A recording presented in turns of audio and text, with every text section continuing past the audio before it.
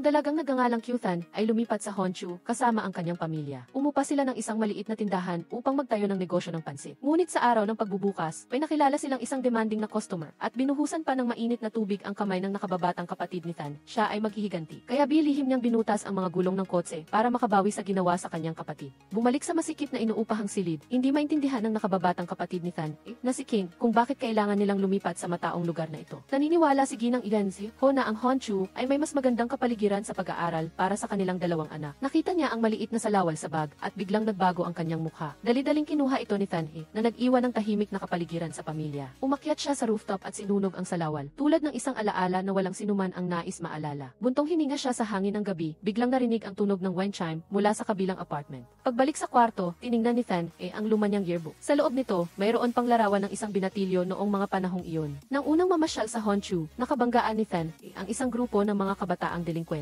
Hinarang siya at tinangkang holdupin sa gitna ng daan. Ayaw ni Than sinanggulo kaya naghanap siya ng tahimik na lugar. Sumulat siya sa kanyang matandang kaibigan na si A. Min Ki para magbalita na maayos siya. Naalala niya na dati ay sinulat ni A. Min Ki sa yearbook na pinagsisisihan niya na hindi siya nakapagpaalam ng maayos. Ngunit Min-K, ang paghihiwalay ay normal sa buhay. Gaano man tayo kalayo, pareho tayong nasa ilalim ng iisang kalangitan. Naglagay pa si Than ng dahon sa sobre. Isang lalaking estudyante ang biglang kinuha ito at sinabihan siyang palitan ang dahon. Naalala ni Than na siya ang delinkwenteng nakabangga niya kanina, si Min Tidedi. Nabasa niya ang karatula na nagsasabing ang puno ng banyan ay mahalaga sa pag-aayos ng tanawin. Iginigiit ni Min Tidedi na kanya ang puno ng banyan. Binasa niya ang pangalan ni Than sa sobre at naramdaman na pamilyar ito. Kyuthan, kilala kita. Ikaw ba ang nakababatang kapatid ni Beast? Kagat ni Than ang kamay ni Min Tidedi upang makatakas. Naalala niya ang larawan ng batang babae na si Kyuthan na sumasayaw sa entablado. Habang nagliligpit, nakakita si King ng isang lumang pares ng sapatos. Mabilis itong itinapon ni Than sa basurahan at tinanong ang kanyang kapatid kung bakit niya pa rin itinatago ang malas na bagay na iyon. Sinabi ni King na gusto niyang itago ang huling alaala ng kanilang panganay na kapatid na babae. Naalala niya na napakaganda nitong sumayaw kaya kilala sa buong lugar na may anak na babae ang kanilang pamilya na nagngangalang Beast. Inulit ni Than ang paalala ng kanilang ina na wala na ang taong iyon sa kanilang pamilya. Sa kanyang panaginip, naligaw si Than sa mga alaala kung saan walang tigil ang panunukso dahil lang sa siya ang nakababatang kapatid ni Beast. Sa pagdating sa Honshu High School, umaasa si Than na makapagsimula muli. Nagkataon na nakilala niya ang dalawang kaklase na nagdidikit ng anunsyo tungkol sa parusa kay Min Tidedi. Nakita nila na hindi nakasuot si Than ng uniforme kaya naisip nilang bagong lipat ito sa kanilang klase. Sinabi ng kaibigan niyang si Dipsy Idses na naglilinis ang buong klase ng swimming pool. Tinawag niya ang matalik niyang kaibigan na si Kir Hiho para dalhin doon si Than. Nagtiwala si Than at sumama at nakisali sa paglilinis kasama ang mga kaibigan. Patuloy na nakikipag-usap si Tidse kay Tira at Ho at aksidenteng naitulak si Than sa pool. Nahirapan siyang huminga at mabilis na kinuha ang lifebuoy. Kailangan niyang palitan ang kanyang lumang uniforme at naramdaman niyang naliligaw siya sa bagong grupo. Inaasahan ni Sir B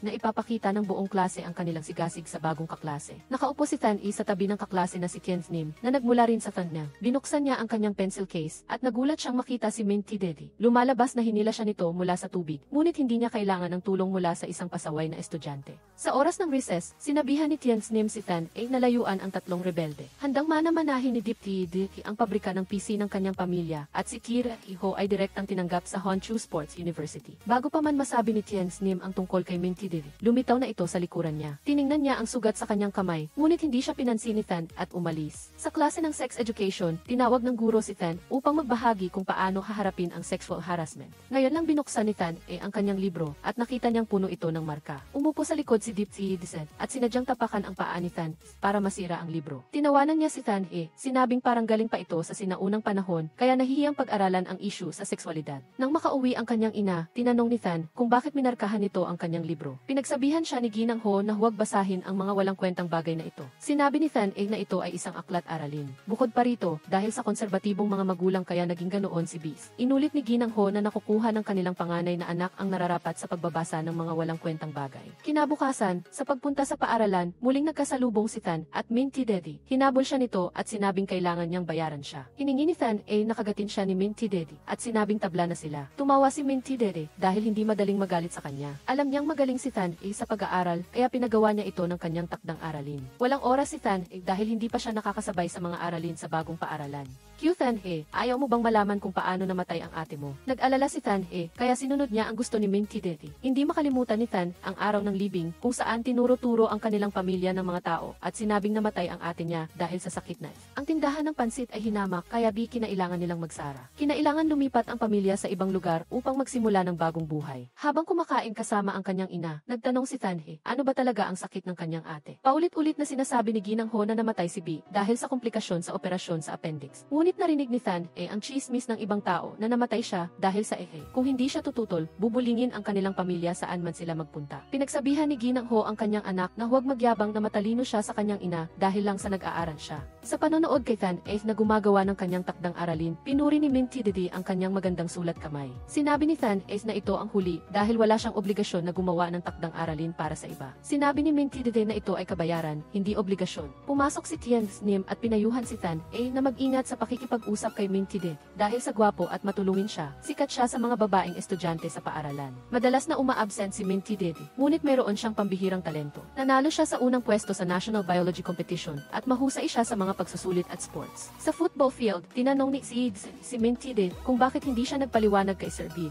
Nalaman na habang nasa kalye, nakita nila ang isang snatcher na nagnanakaw ng wallet ng isang dumadaan, kaya hinabol nila ito. Tumakbo sa shortcut si Min Tidete at aksidenteng nabangga si Than. Kinuha niya ang pera at ibinalik sa may-ari, ngunit naunawaan ng mga tao sa paligid na nagnanakaw siya. Isang bola mula kay Tire Ho ang tumama sa mukha ni Than. Hinabol siya ni Min Tidete. Natatakot na baka masira ang kanyang utak at hindi niya magawa ang kanyang takdang aralin. Humingi siya ng numero ng telepono para makipag-usap sila tungkol sa kanilang mga aralin. Narinig niya na hindi gumagamit ng mobile phone si Than, kaya humingi siya ng kanyang chat code. Sakto namang dumaan si King E at nagulat siya na kilala ng kanyang ate ang isang sikat na tao. Pinuri niya si Min Tidete dahil sa panalo nito ng Best Player Award sa Honshu Basketball Tournament sa loob ng 3 magkakasunod na taon. Sinisi ni Than-e ang kanyang panganay na kapatid na babae dahil sa pagiging dahilan ng kanilang paglipat sa Honshu. Naalala ni King E na sikat ang kanilang ate, kaya tinatawag siyang kapatid ni Bei sa buong Thunder. Ayaw ni Than-e sa kanyang ate dahil mas maganda siya, mas maraming gulo ang nangyayari. Madalas siyang inuutusan ng kanyang ina na bantayan si B sa tuwing lalabas ito para magpakuha ng litrato. Nawala ng Paris ng hikaw ang may-ari ng tindahan at sinisisi si Than-e. Iginigit niya na hindi niya ito kinuha, ngunit hindi siya pinaniwalaan ng kanyang ate. Umiyak si Than-e at kinailangan niyang ilabas lahat ng laman ng kanyang bag upang patunayan ang kanyang kawalang sala. Sa pagdadala ng prutas sa kanyang ate sa paaralan, nakilala ni Than-e ang isang mayamang lalaki na susundo kay Bis. Sinabi niya na nagpunta siya sa Honshu para sa Math Olympiad at nagdala siya ng prutas para sa kanyang ate. Ngunit, nagpanggap si B.A. na hindi niya kakilala ang kanyang nakababatang kapatid. Ayaw ni Than-e sa kanyang ate dahil sa gulo na idinulot nito sa kanilang pamilya, maging hanggang sa kanyang kamatayan. Ang kanyang ina ay labis na naapektuhan, kaya natatakot na siya sa mga libro tungkol sa sex education. Sa pagpunta sa paaralan, takot si Than-e na baka malaman ng kanyang mga kaklase ang nakaraan ng kanilang pamilya. Nang makasalubong si Min Tidete sa paaralan, ibinalik ni Than ang mga gawaing bahay na hindi pa niya nagagawa. Sinabi niya na namatay ang kanyang ate dahil sa komplikasyon habang sumasailalim sa operasyon sa appendix. Tumawa si Min Tidete dahil alam niya ang totoong sanhi ng kamatayan ng ate niya. Sinabi niya na si B ay ginamot sa People Hospital. Ang direktor ng ospital ay ang kanyang ama. Sa pag-uwi, nakilala ni Than-e ang kanyang pinsan na si Kim Do na ipinakilala ang kanyang mapapangasawa na si Man-man. Si Kim Do ay kasalukuyang nagtatrabaho bilang deputy head ng isang ahensya ng gobyerno at nais na bumalik sa kanilang bayan upang magpakasal. Sinabi ni Man-man na noong nakaraang buwan, pumunta siya sa bahay ng kanyang kasintahan at nakakita siya ng maraming lumang litrato. Kasama rito ang litrato noong bata pa si Kim at isang larawan ng isang napakagandang babae. Ipinakilala ni Than-e na si B.A. ang kanyang malayong pinsan. Nang dumalaw sa maliit na espasyo ng kanyang nakababatang kapatid, pinayuhan ni King Do si Than-e na huwag masyadong mag-pressure sa pag-aaral. Dahil sa labas ng lipunan, mas kailangan ang mga karanasan kaysa sa kaalaman sa mga libro. Tinanong ni Than-e ang kanyang pinsan kung paano namatay ang kanyang kapatid. Inulit ni King Do ang sinabi ng kanyang ina na si B.A. ay nagkaroon ng komplikasyon sa panahon ng operasyon sa appendix. Nang makasalubong si Min Tidete sa daan patungong paaralan, muling hindi ginawa ni Than ang kanyang takdang aralin para sa kanya. Hindi siya naniniwala sa mga sinasabi ni Min Tidete, kaya hindi siya natatakot na magsalita ito ng masama tungkol sa kanya. Sa pagpasok sa klase upang ipasa ang kanyang takdang aralin, hindi mahanap ni Than ang kanyang notebook. Naunang bumaba si Lugia sa faculty office. Sa pag-uwi sa kanyang marangyang villa, nag-iwan ng sulat si Min Tidete bago umalis. Tinawag siya ng kanyang ama na si Min Kudvi at sinabihan siya na hindi niya itinuturing na tahanan ang lugar na iyon. Sinabi ni Min Tidete na mayroon lang siyang lumang bahay sa Truzan's Village. Naalala ni Ginoong Min na babalik lang ang kanyang anak kapag naubusan na ito ng pera. Iginigiit ni Min Tidete na pagkatapos ng kanyang pagtatapos, siguradong babayaran niya ito kasama ang interes. Ang kanyang ama ay isang doktor doktor na nagliligtas ng buhay. Ngunit sa mata ni Minty Dede, siya ay isang makasariling tao na hindi karapat-dapat magkaroon ng pamilya. Sa klase ng physical education, napansin ng isang kaklase na may regla si Tan E. Pinayuhan siya ng guro na pumunta sa banyo para ayusin ang kanyang sarili. Naalala ni Tan E na laging may extra na uniforme si Tien Nim sa locker, kaya humiram muna siya. Tumanggi si Tien Nim at tinanong pa kung namatay ba ang ate ni Tan dahil sa sakit na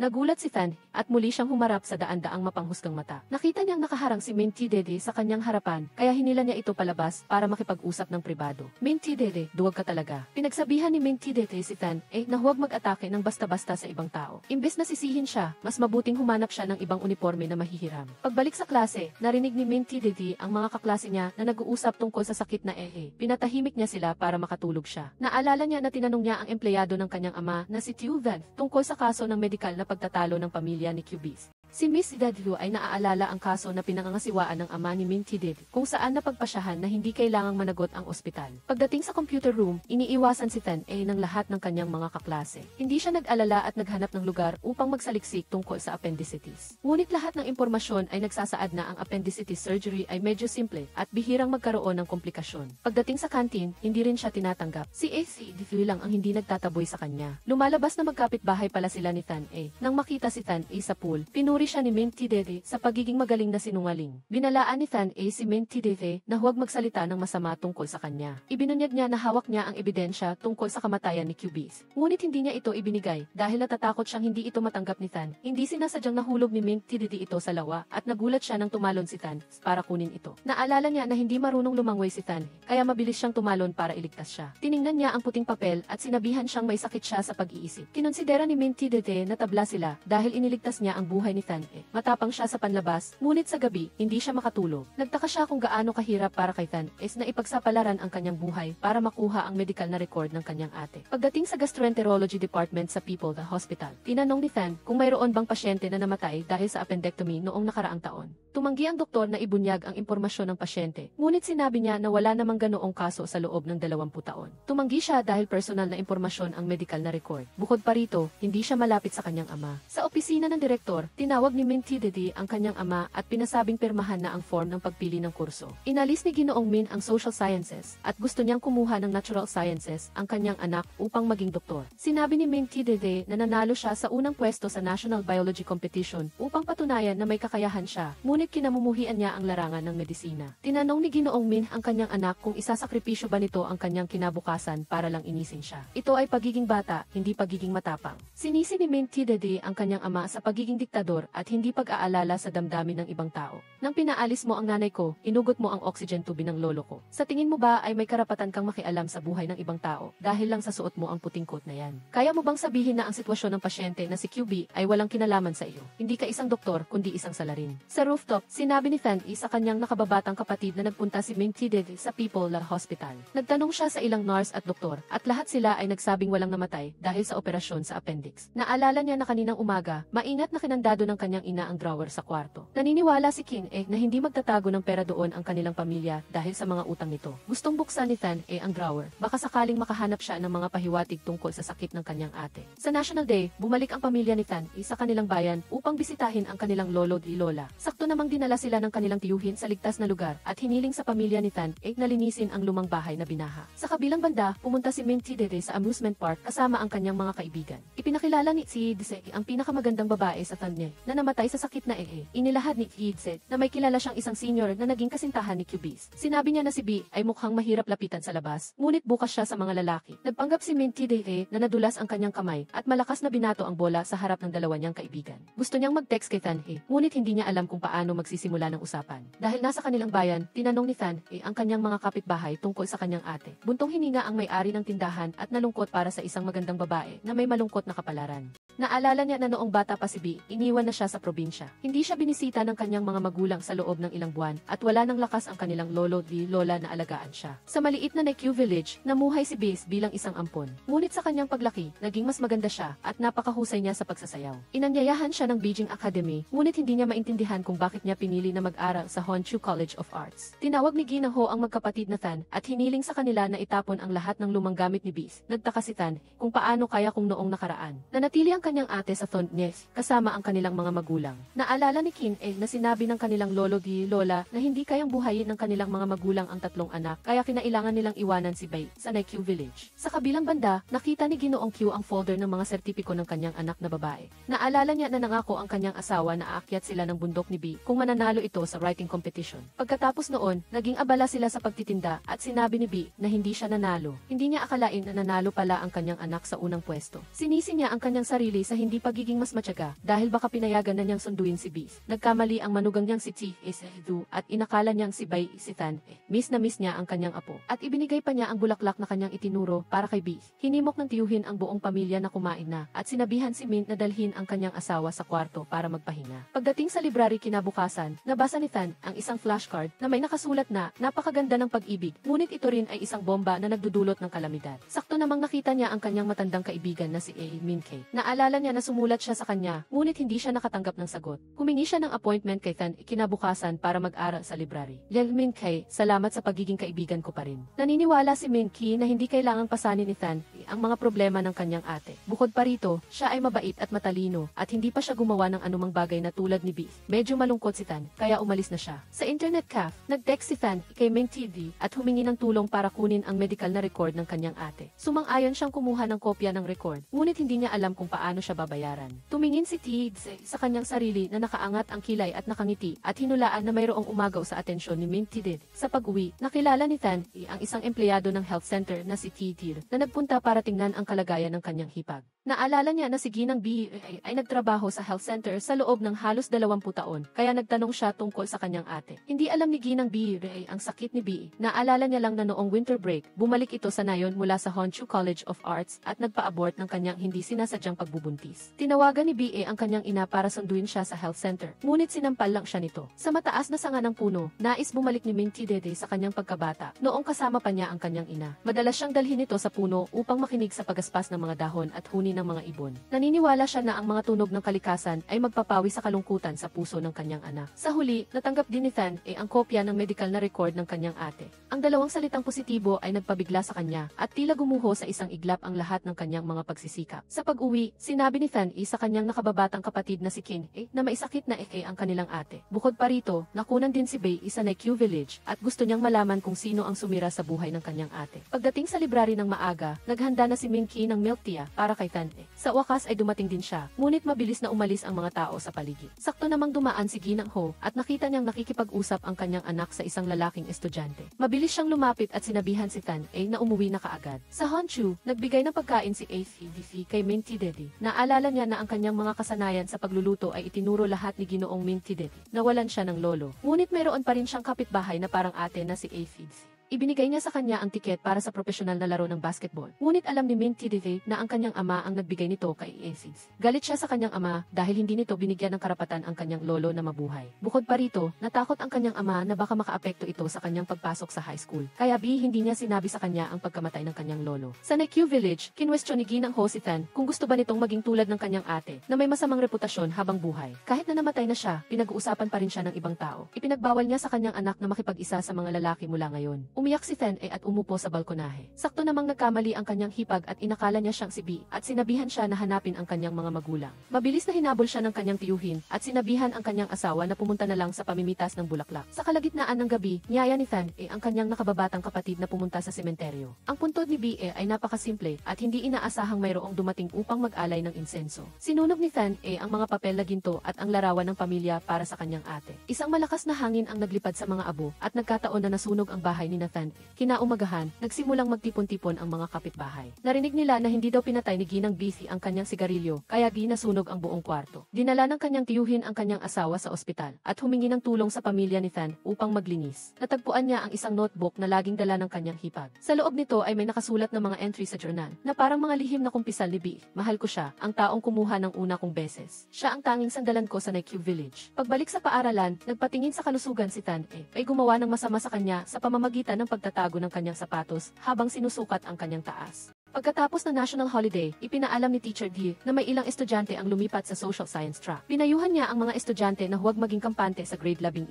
Nakita ni Minty Dede na walang sapatos si Kyuthan, kaya sadya siyang naiwan sa klase. Inantay niya na umalis ang lahat bago niya hiniling kay Kyuthan na itapon ang sapatos niya. Nagtago siya sa isang sulok, pinapanood na isuot ni Kyuthan ang sapatos niya. Nang makita ni Ilenzi Ho na nakasuot si Kyuthan ng sapatos ng lalaki, pinagsalitan niya ang anak. Sinabi ni Kyuthan na nawala ang sapatos niya at may napulot siyang sapatos sa basurahan. Pinagalitan ni Ilenzi Ho ang anak dahil sa pagsisinungaling at dahil sa pagsusuot ng sapatos ng lalaki nang walang pahintulot. Sinabi ni Kin na ang paghuhukay ng mga tao sa internet sa kwento ng panganay na kapatid na babae ay nakaapekto sa kanya at kay Kyuthan. Humingi ng paumanhin si Ilenzi Ho dahil hindi niya alam na binubuli si Kyuthan sa paaralan. Pinayuhan niya ang anak na magtiis at magsikap na makapasok sa isang kilalang universidad. Kinabukasan, nahuli ni Kyuthan ang dalawang kaklase na naglalagay ng basura sa bag niya. Pinayuhan ni Diptyd si Kyuthan na huwag gumawa ng ingay para hindi magalit si Minty Dede. Nagalit si Kyuthan at ibinalik ang lahat ng basura sa bag ni Minty Dede pagkakita sa senior sa koridor. Nag-alala si Kyuthan nagagantihan siya ni Minty Dede. Lumaki si Afid kasama si Minty Dede at sinabi niyang mabait at matapat ito. Dumaan si Kyuthan sa campus at nagkataong nakita niya si Minty Dede na pinapahid ang bag ni Diptyd. Sinisi ni Minty Dede si Diptyd sa pagpapakalat ng chismis tungkol sa sakit ng ate ni Kyuthan na dahilan ng pagkakaintindi sa kanya ni Kyuthan. Sinabi ni Diptyd na nabasa niya ang chismis online at nabanggit niya ito nang hindi sinasadya habang nakikipag-usap. Nakita ni Minty Dede ang chef na dumaan kaya inutusan niya si Diptyd na tumalon-talon sa buong campus. Pagka-uwi, nakita ni Kyuthan ang sapatos ni Minty Dede at naaalala niya ang sinabi ng senior. Nagbalik tanaw siya at totoo nga na palagi itong lumalabas kapag kailangan niya ito. Nang sumunod na araw, nahuli si Minty Dede sa klase at nakita niya ang malinis na sapatos sa drawer ng desk niya. Napangiti siya nang makita si Kyuthan at bigla siyang nagkaroon ng sigla sa pag-aaral. Naghintay si Minty Dede kay Kyuthan sa koridor at sinabi niyang itatapon na sana niya ang sapatos. Dahil sa paggalang sa isang tao na nagsikap maglaba, sinabi niyang gagamitin pa niya ito sa loob ng ilang araw. Hiniling niya kay Kyuthan na gawin ang mga homework niya para sa semester para makasali siya sa French proficiency exam. Pumayag si Kyuthan sa kondisyon na ibabalik ni Minty Dede ang sulat ni Minky at papahiramin siya ng telepono. Naalala niya na sinabi ng class president na madalas niyang kinukuha ang mga sulat para sa buong klase. Ibinigay ni Minty Dede ang cellphone niya kay Kyuthan at sinabing hahanapin niya ang sulat pag-uwi. Bilang kapalit, pinagbilinan niya itong gawin ang homework ng maayos. Pagkakita kay FDS pa uwi, nagtanong si Minty Dede kung bakit gusto ng mga lalaki na itago ang mga sulat na para sa ibang babae. Sigurado si FDS na ginagawa lang ito ng mga lalaki kapag gusto nila ang isang babae. Pagka-uwi ng nanay niya, sinabi ni King na may mali siyang naipasok na impormasyon sa school records, kaya sinabi ng guro niya na kailangan niyang dalhin ang kanyang household registration booklet para i-check. Nang buksan ng nanay niya ang drawer, sinadya ni Kyuthan nabuhusan ang kamay niya ng tubig. Tumakbo si Ilenzi Ho sa kusina at nagbigay ito ng pagkakataon kay King nakunan ng litrato ang mga dokumento sa drawer. Kasama sa mga ito ang hospital bill ni QBs na nagkakahalaga ng 160,000 yuan. Bukod pa rito, may resibo rin ng pera mula kay Kim-do. Nagtataka si Kyuthan kung bakit ang pinsan niya na nagsisimula pa lang magtrabaho ay buwan-buwan nang nagpapadala ng pera sa nanay niya. Inisip ni King na alam ng pinsan niya na mayroon silang problema sa pera, kaya nag-aalok ito ng tulong mula sa kanyang sweldo. Kinabukasan, nang makita ni Ilenzi Ho na may nawawalang pera sa drawer, naaalala niya na kinuha ng kanyang anak ang household registration booklet. Nakakita siya ng 2 barya sa katawan ni King at nakita rin ang isang cellphone sa bag ni Kyuthan. Ipinaliwanag niya na napulot niya ito sa library. Hindi naniwala si Ilenzi Ho at gustong samahan ang kanyang anak sa paaralan. Umamin si Kyuthan na siya ang nagudyok sa kanyang kapatid na buksan ang drawer. Ipinabasa niya sa kanyang nanay ang natirang diary ng kanyang panganay na kapatid na babae. Umiyak si Ilenzi Ho dahil ang patay ay hindi na maaaring mabuhay muli. Ngunit nanay, ang ate ko ay hindi namatay dahil sa appendicitis. Ang kasintahan sa Nangkyu ang tunay na gumawa ng gulo. Sinabi ni Ilenzi Ho na dapat alalahanin lang ni Kyuthan ang sarili niya. Hangga't buhay siya, mahigpit niyang pamamahalaan ang anak niya. Pagkakita sa guro sa paaralan, umaasa si Ilenzi Ho na makikita niya ang may-ari ng cellphone. Iginiit ni Kyuthan na hindi siya nagnakaw at napulot lang niya ito sa library ng paaralan. Sa kabilang dako, narinig ni Minty Dede ang mga kaklase na nagsitsismisan na pinaghihinalaan si Kyuthan ng pagnanakaw. Sakto namang nag-anunsyo ang loudspeaker na sinumang nakawala ng cellphone sa library ng paaralan ay kukunin ito sa faculty office. Nang makita niya si Minty Dede na dumaan, sinubukan ni Kyuthan na mag-sign na kasama niya ang nanay niya. Naintindihan niya ang ibig sabihin nito kaya dumaan lang siya. Ngunit napansin ni Ilenzi Ho na pamilyar ang sapatos ni Minty Dede. Mabuti na lang, parehong nakasuot ng parehong sapatos sina Diptyd at Tirat Ho. Saktong-sakto namang sinabi ng guro na natagpuan na ang may-ari ng cellphone. Sinabi ni ACDC na naiwan niya ito sa library shelf, isang itim na cellphone na may 2 gasgas sa likod. Tinabo ni Kyuthan si ACDC para magpasalamat sa tulong. Sinabi ni ACDC na tinulungan lang siya at sinabihan niya si Kyuthan na pasalamatan si Minty Dede dahil sa kaunting allowance. Isang bote lang ng mineral water ang nabili ni Kyuthan para pasalamatan si Minty Dede. Hindi alam ni Diptyd kung sino ang naglakas loob na manligaw kay Minty Dede na isang bote lang ng mineral water ang ibinigay. Pinuri ni Min Tidedi ang magandang sulat at ang malamig na tubig. Sa Q Family Noodle Shop, nakilala ni Ifai Hai, isang kababayan, si Qthan A. Nakilala ni Ilan Ziho na siya ang anak ng tita, mula sa Nangkyu Village. Nag-aaral si Ifai Hai sa Honshu, kaya dumaan siya para bisitahin ang dalawang matanda. Dati silang magkaklase ni QBE at gusto niya ring makiramay sa pamilya. Naalala ni Kin na dati ay sinusundan ni Ifai Hai sina Kin Du at QBE. Nagsulat si Qthan A ng isang sulat para makipagkita at palihim niyang inilagay ito sa ilalim ng food box ni Ifai Hai. Nang magkita sila ng sarilinan, alam ni Ifai Hai na nagtataka si Qthan A sa kwento ni QBE. Sinabi niya na napakabangis ng Nangkyu Village at ang mga bata roon ay lumaki ng walang gabay. Nang dalhin ni Kin Du si QBE, doon lang nalaman ni Ifai Hai na mayroon palang napakagandang babae sa mundo. Sa paglipas ng panahon, lalo pang gumanda si QBE na nagdulot ng inggit sa mga tao sa paligid niya. Sinabi ng mga kaklase niya na wala siyang pinag-aralan at unti-unting kumalat ang chismis. Sinisi ni Ifai Hai ang sarili niya dahil sa pagiging mahina at dahil sa hindi niya pagtatanggol kay QBE. Pagkatapos niyang pumunta sa Honshu, sinubukan niyang hanapin si QBE, ngunit nagbago na ito tulad ng sinasabi sa chismis. Pinili na naman ni Ifai Hai na manahimik at pumunta sa ibang bansa para maging exchange student. Naalala niya na minsan ay labis na nasaktan si QBE at pumunta siya sa Tandnesi para hanapin ang mga magulang niya. Ngunit, ang kinalabasan ay ibinalik siya sa Nangkyu Village. Sinisi ni Qthan A si Ifai Hai dahil sa pagiging mahina na hindi naiba sa mga taong nambuli sa atin niya. Mabilis na hinabol ni Ifai Hai si Qthan at ibinigay ang video ni QBE sa isang high school variety show. Nagkataon na dumaan si Min Tidedi at nakita niyang nakikipagpalitan si Qthan A ng mga bagay sa ibang lalaki. Pinanood ni Qthan A ang video at nakita niya na ang ate niya ay nagniningning ngunit nag-iisa sa entablado. Sa class ng computer, mabilis na pumasok si Qthan A sa Honshu College of Arts Forum. Naghanap siya ng mga lumang larawan at nakita niya ang mga litrato ni QBE kasama ang mga kaibigan sa kolehiyo. Mabilis siyang nagpadala ng mensahe para makipagkita. Saktong-sakto nang sabihin ni Teacher D na susunod na klase ay chemistry. Nagpanggap si Qthan A na masakit ang tiyan at humingi siya ng pahintulot sa guro na umuwi ng maaga. Nang makipagkita siya sa kaibigan ng ate niya na si Mansman, diretsang tinanong ni Qthan kung may kasintahan si QBE. Naaalala ni Mansman na nang mag-umpisa si QBE sa kolehiyo, naging sikat siya sa buong paaralan dahil sa ganda niya. Maging ang mga lalaking may kasintahan ay hindi nahihiyang tumingin sa kanya. Ngunit sa kasamaang palad, nakatagpo si QBE ng mga masasamang lalaki. Binigyan nila si QBE ng matatamis na salita hanggang sa nalaman nilang may kinalaman siya sa isang gang leader. Ikinailan nila ito at sinabi na si QBE ang unang ng biktima. Mukhang matalino siya, ngunit mas madali siyang maniwala kaysa kaninuman. Basta't mayroong lalaki na magiging mabait sa kanya, mamahalin niya ito hanggang kamatayan. Nagtaka si Qthan kung may minahal ba ang ate niya sa Nangkyu Village. Narinig ni Mansman na mayroon siyang isang kababayan, ngunit hindi niya matandaan ang pangalan nito. Sa basketball court, nagulat si Qthan nang malaman niyang biro lang pala ito ni Diptid. Sinabi ni Anthony Min na sinusuportahan lang ni Min ang pamilya ng mga kaklase niya. Nang makita niyang masama ang pakiramdam ni Qthan A, kinansela niya ang order. Sinubukan ni T-Ret Ho na maging tagapamayapa at nagbayad siya kay Qthan A. Hinabol siya ni Min Tidedi. Saktong-sakto nang masira ang bisikleta ni Qthan A, tinulungan niya itong ayusin at nag-alok siya na isabay ito. Nakaupo sa likod ng bisikleta, nagtanong siya kung sino ang lalaki sa coffee shop. Sinira ni Qthan A ang balanse ni Min Tidedi, kaya hinayaan na lang niya si Min Tidedi ang magmaneho. Sinabi niya na pagkatapos masaktan sa una niyang relasyon, palaging umaasa si Min Min sa mga lalaki. Desidido siyang hanapin ang salarin para makamit ang hustisya para kay QBE. Biglang umulan, habang maliwanag pa rin ang araw. Nakaupo siya sa likod, hawak-hawak ang laylayan ng kanyang damit at ang kanyang puso ay tila nakikisabay sa bawat pag-ikot ng gulong. Pag-uwi ng kanyang anak, tinanong ni Ivan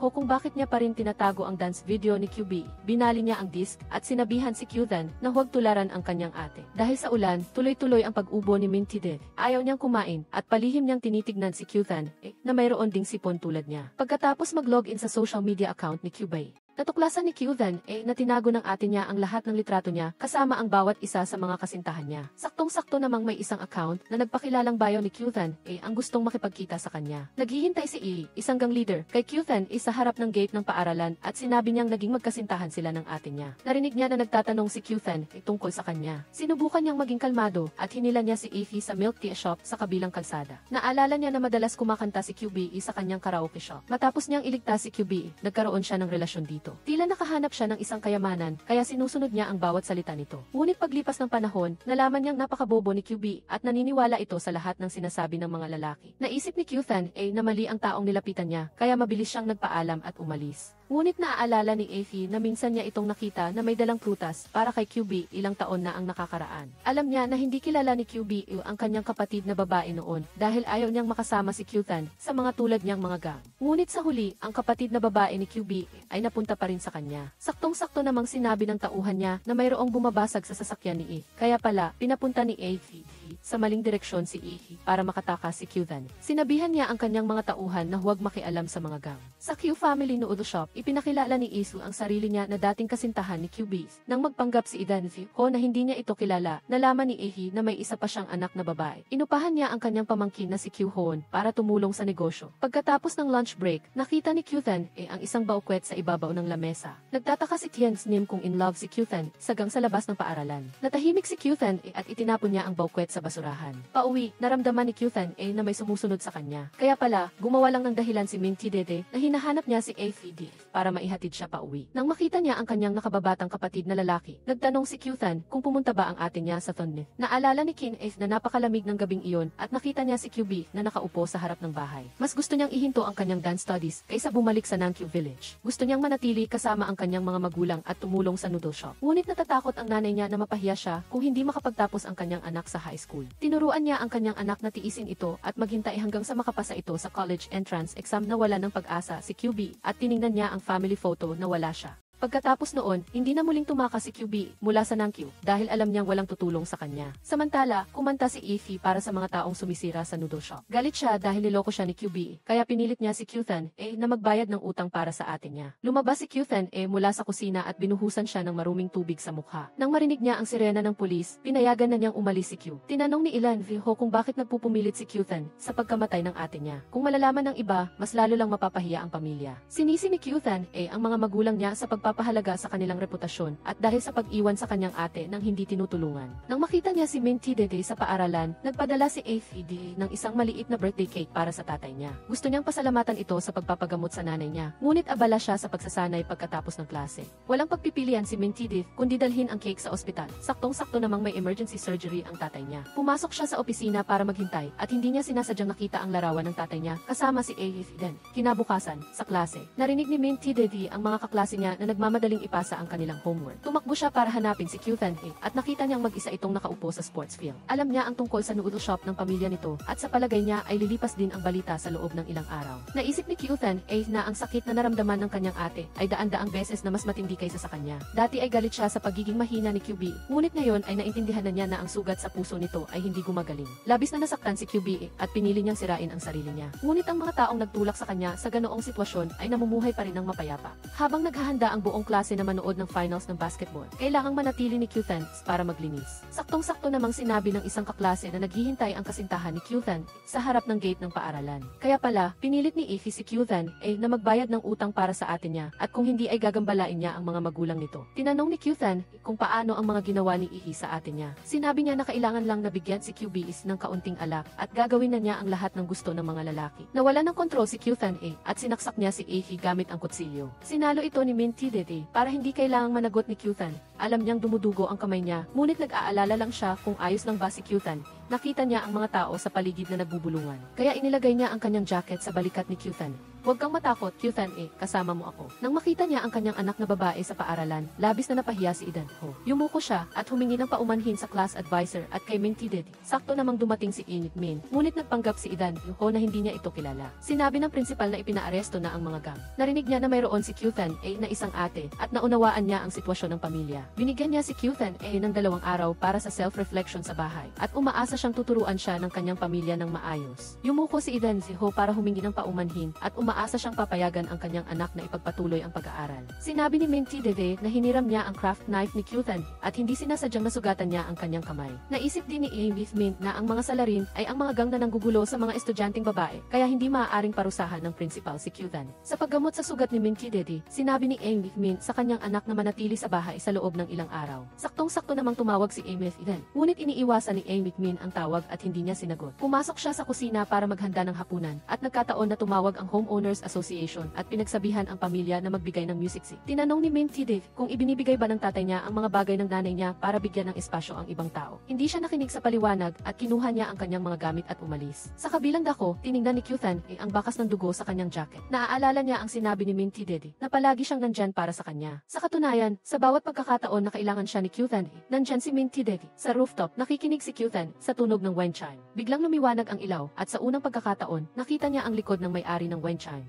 Kinabukasan, sinisi ng mga kaklase niya si Kyuthan sa pagkatalo ng basketball team sa ibang paaralan dahil sa pagsugod niya kay Min Tidedi. Pinilit nila si Kyuthan na yumuko at humingi ng paumanhin kay Min Tidedi. Sinabi niya na iyon ay isang bagay sa pagitan niya at ni Kyuthan.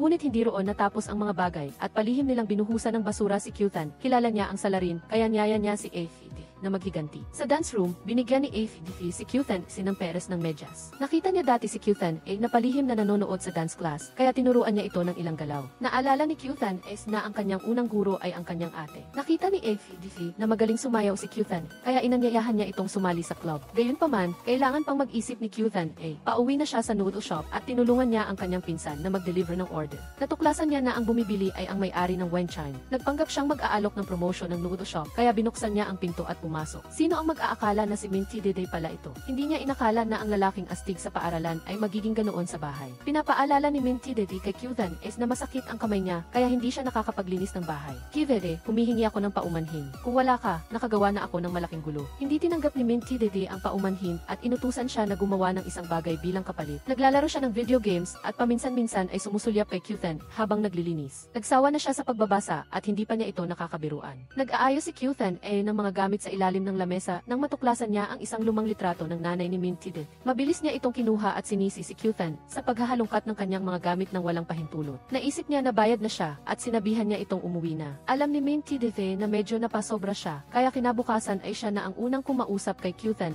Ngunit binaliwala siya nito na parang hindi sila magkakilala. Sa klase ng patuloy na sinusundan ni Min Tidedi si Kyuthan.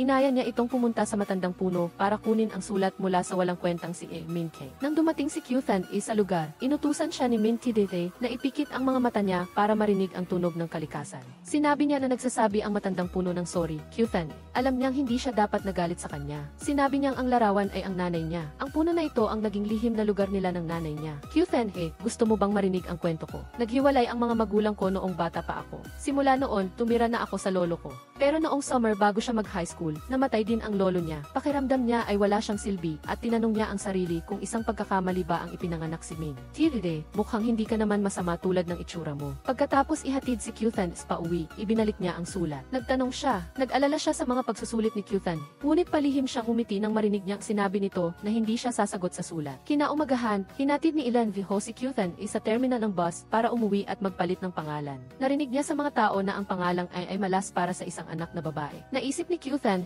na walang kwenta ang nanay niya at ayaw niyang sundin ito. Inakala ng mga tao sa paligid na kinidnap siya ni Ilan Viho, kaya tinulungan nila si Kyuthan. Pagka-uwi, tinanong ni Ilan Viho ang kanyang anak kung ano ang gagawin niya. Naniniwala si Kyuthan na ang nanay niya ang unang hindi nagbigay ng respeto sa kanya. Si Aling Ho ay nagalit sa kanyang anak na naging suwail at naglakas loob na sisihin ang taong nagpalaki sa kanya. Nang marinig niya na kinakampihan ng kanyang asawa ang kanilang anak, agad niyang tinanong si Aling Q kung kailan siya nag-alaga sa kanilang anak. Ayaw niyang maging mahigpit sa panganay na anak kaya ipinadala niya si B sa bingit ng kamatayan. Galit siya sa mga magulang ng kanyang asawa dahil inagaw nito ang kanyang anak at si EQ ay sumunod sa kanila para sa kanyang dangal. At si Min ay hindi naging matatag upang ilayo si B. Naghintay kay Tan sa gate ng paaralan. Humingi ng tawad si Man sa kanyang kapatid dahil nakikinig siya sa balita tungkol kay EQ. Hindi siya sinisi ni Tan dahil gusto rin ni Min na malaman ang tungkol sa kanya. Sinabi ni Man na nakakita si Min ng isang lumang bagay mula sa kanyang matalik na kaibigan. Naalala niya na dati ay binibigyan ni Bees ng malaking halaga ang memory box na ito. Upang mas mapadali ang investigasyon, pumayag si Tan na umuwi sa kanilang probinsya para magbakasyon sa taglamig. Mabilis na kumuha ng sabaw ang lola para sa apo niyang lalaki, habang nakalimutan niya ang kanyang apo na babae. Pinuri ng asawa ng panganay na tiyuhin ang fiancé ni Kindu na maganda at edukado. Mayaman sila kaya hindi sila humingi ng dowry. Naniniwala ang lola na ang kanyang paboritong apo ay ang top student sa buong distrito at makakahanap ito ng isang tao na mas maganda pa kay Tiyuth. Hindi matiis ni Kyuthan ang pagiging sexist nila kaya humingi siya ng pahintulot na umuwi sa kanyang silid. Sa kabilang dako, nag-aayos si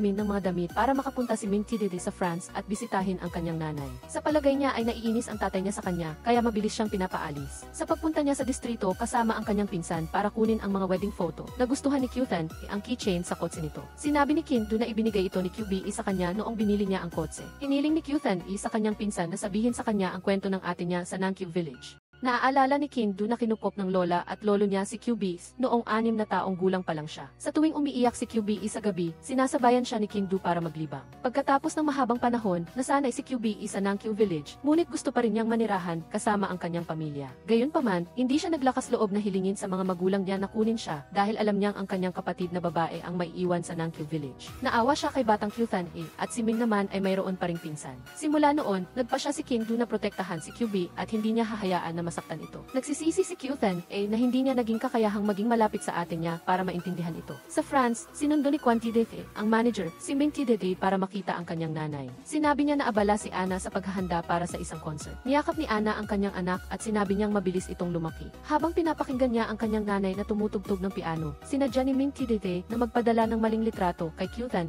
Nang makita niyang sumagot ito, nag-video call siya para mas madaling mag-usap. Ngunit walang mikropono si Kyuthan, kaya nakikita lang niya ang larawan. Ipinakilala niya ang kanyang nanay na naglalaro ng piano sa likuran. Nakita niyang hindi na ito kasing tahimik tulad noon, kaya naisip niyang tama ang desisyon nito na iwanan siya. Kyuthan pakiramdam ko ba ay wala akong silbi? Sigurado si Kyuthan na mahalaga si Ming Tidete sa lahat ng tao. Sa bodega, kumuha si Kyuthan ng mga lumang bedspread para sa lola niya. Nakita niya ang isang lumang libro at may sulat sa likod ng asawa ng tiyuhin niya. Sinabi ni Ming Tidete na hindi siya baliw, kundi si Tidete Zeftu. Kinabukasan, sinamahan niya ang pinsan niya sa preschool at doon lang siya naglakas loob na basahin ang natitira sa notebook ng asawa ng tiyuhin niya. Sinabi niya na ang tanging kaibigan niya ay si QB. Isang araw, sinabi ni QB sa kanyang tiyahin na may gusto siya kay King Du dahil hindi siya tunay na kaanak ng Q family. Para sa pagmamana ng negosyo, itinago ng panganay na tiyuhin at ng kanyang asawa sa lahat at inampon nila si King Du mula sa isang orphanage. Natatakot sila na malaman ang pagkatao ni King Du at para mapanatili ang reputasyon ng Q family, isinisi nila kay QB ang lahat. Nang marinig ni Evenzio na nabuntis ang kanyang anak, gusto niya na makita si King Du. Siniraan ng asawa ng panganay na tiyuhin si QB sa pagsasabing inakit niya ang kanyang pinsan, kaya hindi niya ito pinayagan na harangan ang daan ng isang top student. Naisip ni QB nakakampihan siya ng kanyang mga magulang, ngunit ang natanggap lang niya ay isang sampal.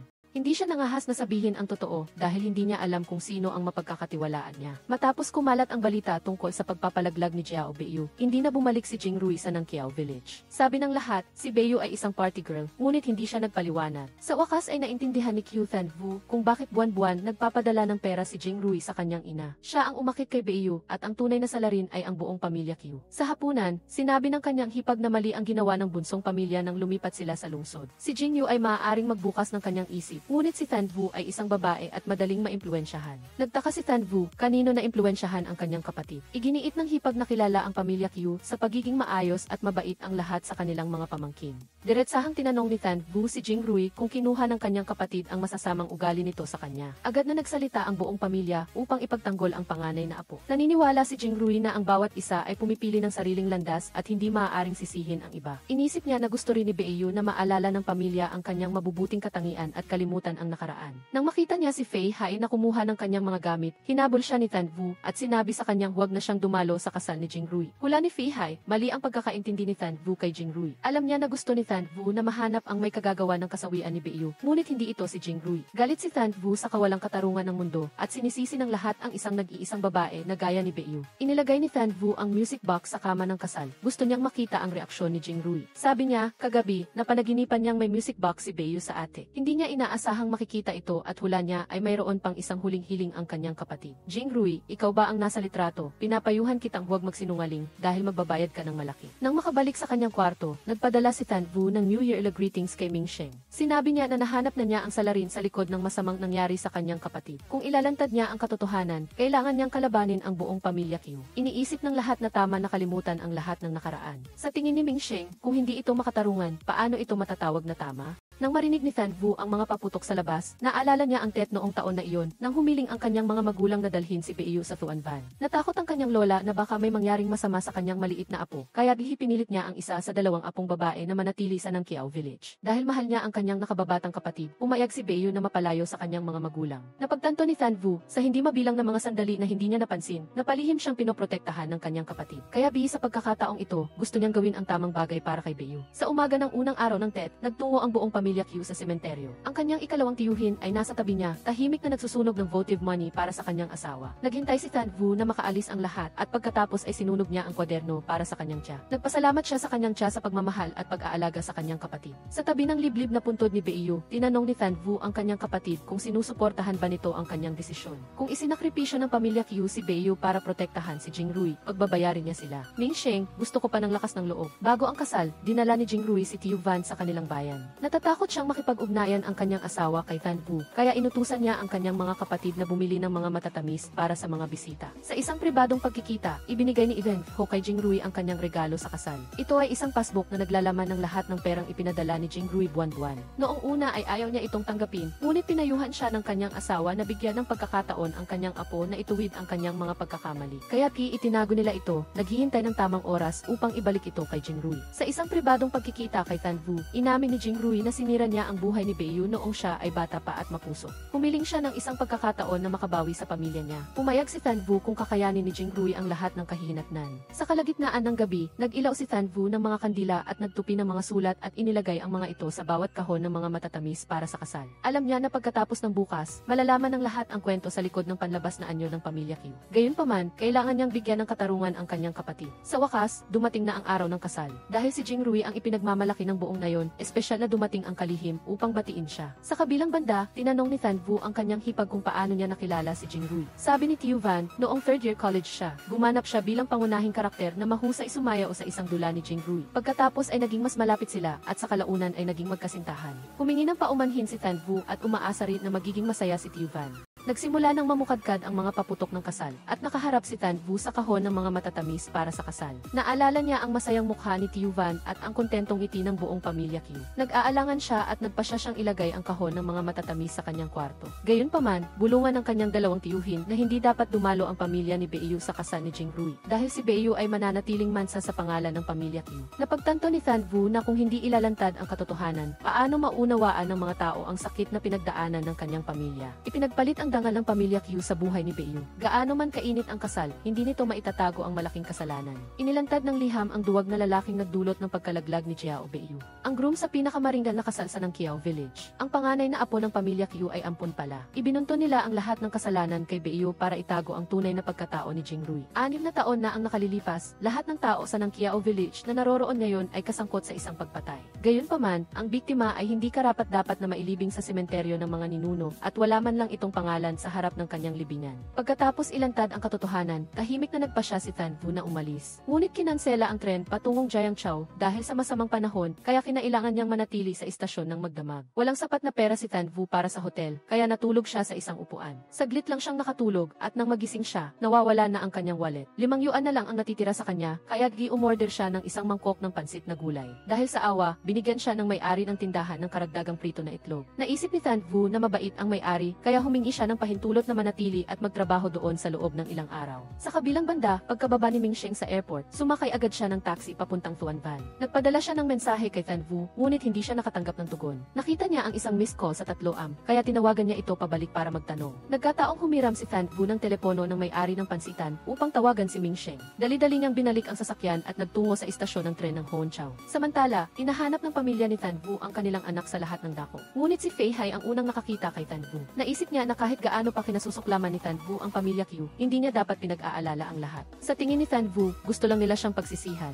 Nagtataka siya kung alam ni Fei Hai ang katotohanan, naramdaman ba niya ang awa kay Beiyu. Sinira ng pamilya ni Jingrui ang kanyang kapatid, hindi ka ba nagtanim ng galit sa kanila? Naisip ni Fei Hai na hindi siya magiging padalos-dalos tulad ni Thanvu. Sinira niya ang reputasyon ng pamilya Q sa loob ng maraming taon at kasama na sa gulo ang mga inosenteng tao. Giit ni Thanvu na walang sinuman sa pamilya na iyon ang inosente. Itinago nilang lahat ang ginawa ni Jingrui at siniraan si Beiyu. Hula ni Fei Hai, malamang na may hinanakit din sa kanya si Beiyu. Ngunit naaalala ni Thanvu na isinulat ng kanyang kapatid sa kanyang talaarawan na ang ginawa ni Fei Hai ay ang tanging init na naramdaman ni Beiyu nang talikuran siya ng lipunan. Tumakas si Thanvu at nahuli siya sa isang blizzard. Nahulog siya sa puting nyebe. Lumapit ang isang pamilyar na anino at ipinagpag ang nyebe sa katawan ni Thanvu. Ate, nakuha ko na ang hustisya para sa iyo. Ngunit sa halip na gumaan ang pakiramdam ko ay mabigat. Hinawakan ni Mingsheng ang kamay ni Thanvu at mahigpit siyang niyakap. Puti ang nyebe, tinakpan ang kalsada at ang kanyang buhok. Nakahiga siya sa kanyang likod, naririnig ang bawat mabigat na hininga at naramdaman niya ang init na dumadaan sa makapal na Amerikana na tila ang buong mundo ay nasa kanyang mga balikat. Sa ospital, naupo si Ming Sheng at inalagaan si Tan Vu buong gabi. Sinabi ng nurse na ang pasyente ay mapangahas at sa wakas ay bumaba na ang kanyang lagnat. Alam ni Ming Sheng na natatakot si Tan Vu na matuklasan siya ng kanyang pamilya, kaya binigyan niya siya ng peking pangalan.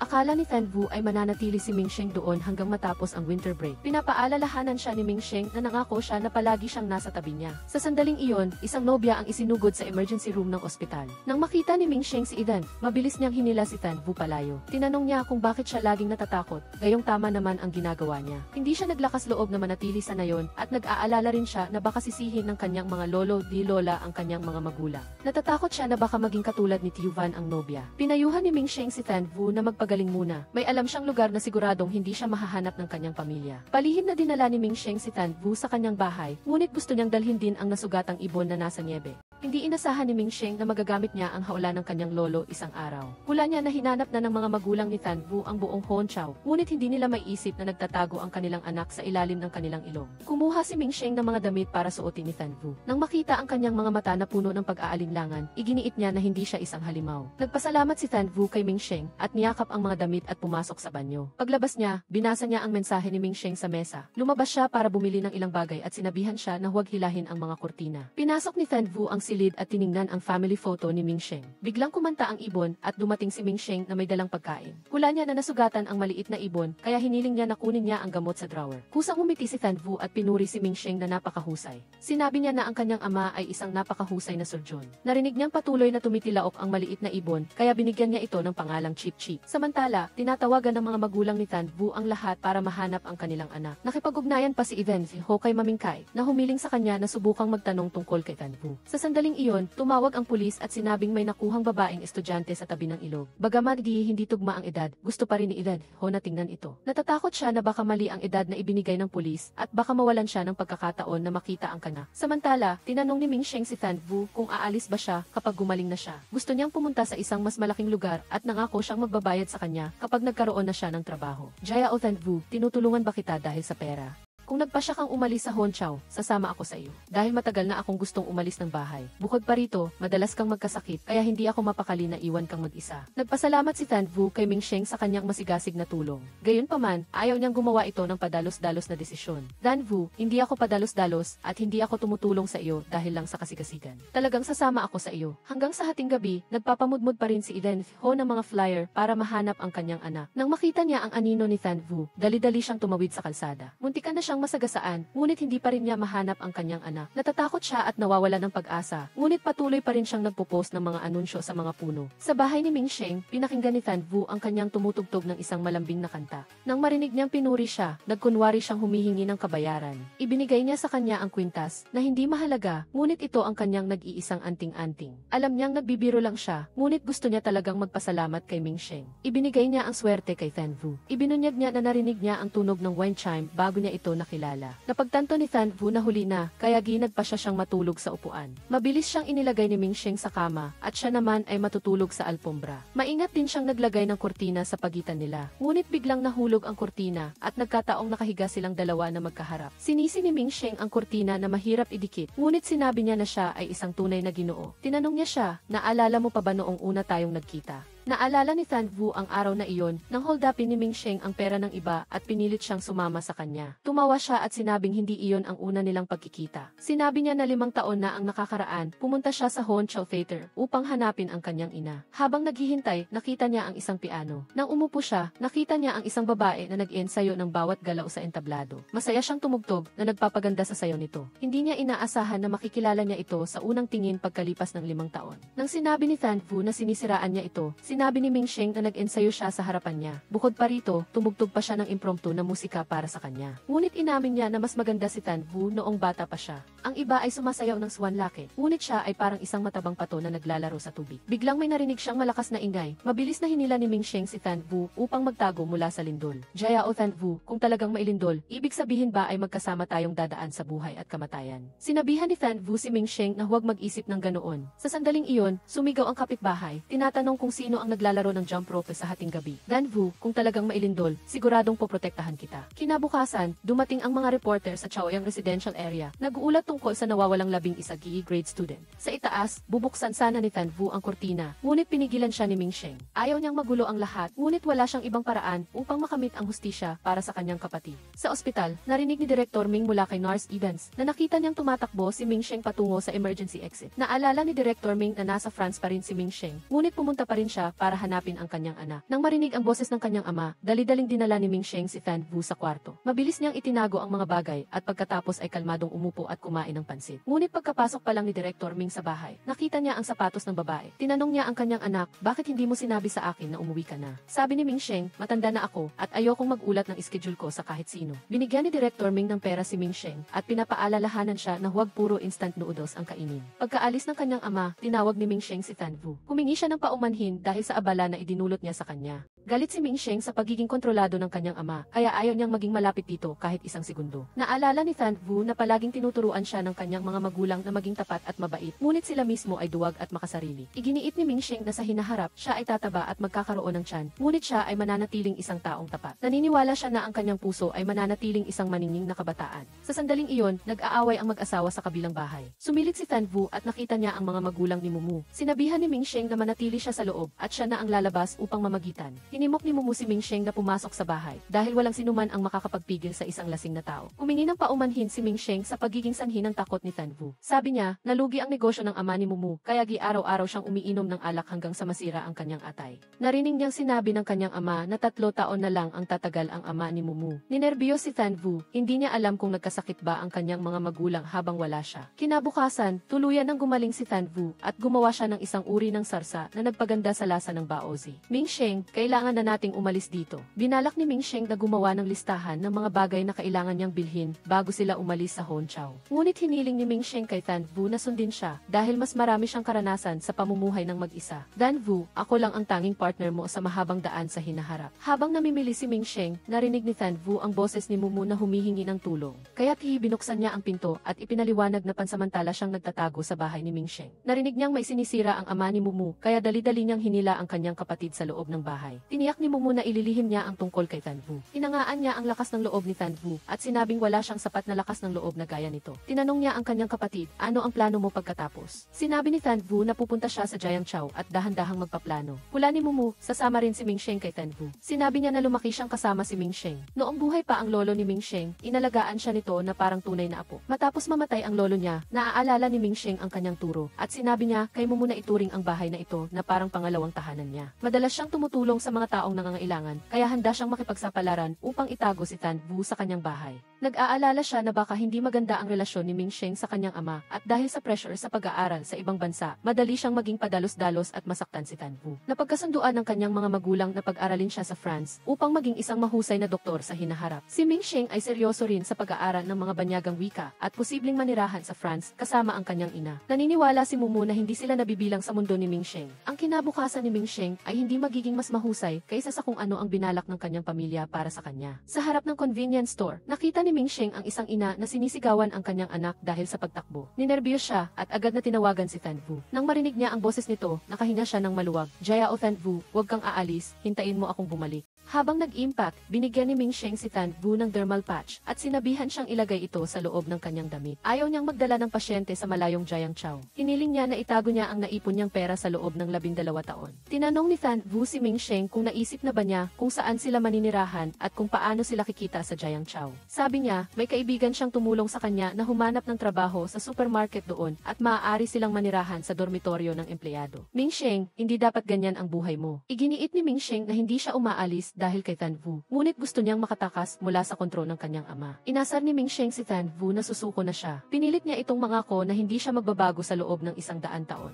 Nakatingin sa buwan, tinanong ni Mingsheng si Danvu, ang ating pagtakas ba ay tulad ng sa pelikula? Gustong kumain ni Danvu ng hamburger, pumunta sa amusement park, at tingnan ang parola sa dagat. Natawa si Mingsheng sa simpleng hiling ni Danvu. Kung makakatakas siya sa pamamahala ng kanyang ama, magpapaperm siya ng buhok at manonood ng football sa bar. Danvu, ang buwan ngayong gabi ay napakaganda. Sa wakas, dumating na ang araw ng pag-alis. Inilagay ni Mingsheng ang kanyang jacket kay Danvu at sinabihan siya na hintayin siyang tumawag ng taxi. Mingsheng, salamat, tatandaan tandaan ko kung gaano kakabuti sa akin. Iniwan ni Fan Vu ang bank card at ang wen chime at dinala lang ang maliit na ibon. Sa ibaba, nakakita si Ming Sheng ng taxi at tinawag niya si Fan Vu para bumaba. Ngunit sa sandaling iyon, nakita si Fan Vu ng kanyang mga kapitbahay. Agad na bumaba ang lahat at pinagalitan si Fan Vu dahil sa pag-aalala na idinulot niya sa kanyang mga magulang. Tatakbo sana si Ming Sheng upang tulungan si Fan Vu, ngunit napagtanto niya na iniwan na siya nito. Sa kabilang banda, nakita ng mga magulang ni Fan Vu ang kanilang anak. Pilit na tinanong ni Ilan Ziho kung saan nagpunta si Fan Vu at pagkatapos ay nawalan ng kontrol at sinimulang saktan ang kanyang anak. Pag-uwi nila, pinaupo ni Lolo Q si Fan Vu. Pinilit ni Lolo Q ang kanyang anak na umamin sa kanyang kasalanan sa pagsira sa kasal ni Jingrui at sinabing nagkasakit ang kanyang lola dahil sa kanya. Inutusan ni Lolo Q ang kanyang anak na dalhin si Fan Vu sa bayan upang ipaliwanag ang lahat sa mga tao. Sa kabilang banda, kinompronta ni Ming Sheng ang kanyang ama, tinatanong kung paano niya isinadula ang pagtakas ni Fan Vu sa telebisyon. Alam niyang nagduda na ito mula nang pumunta ito sa kanilang bahay.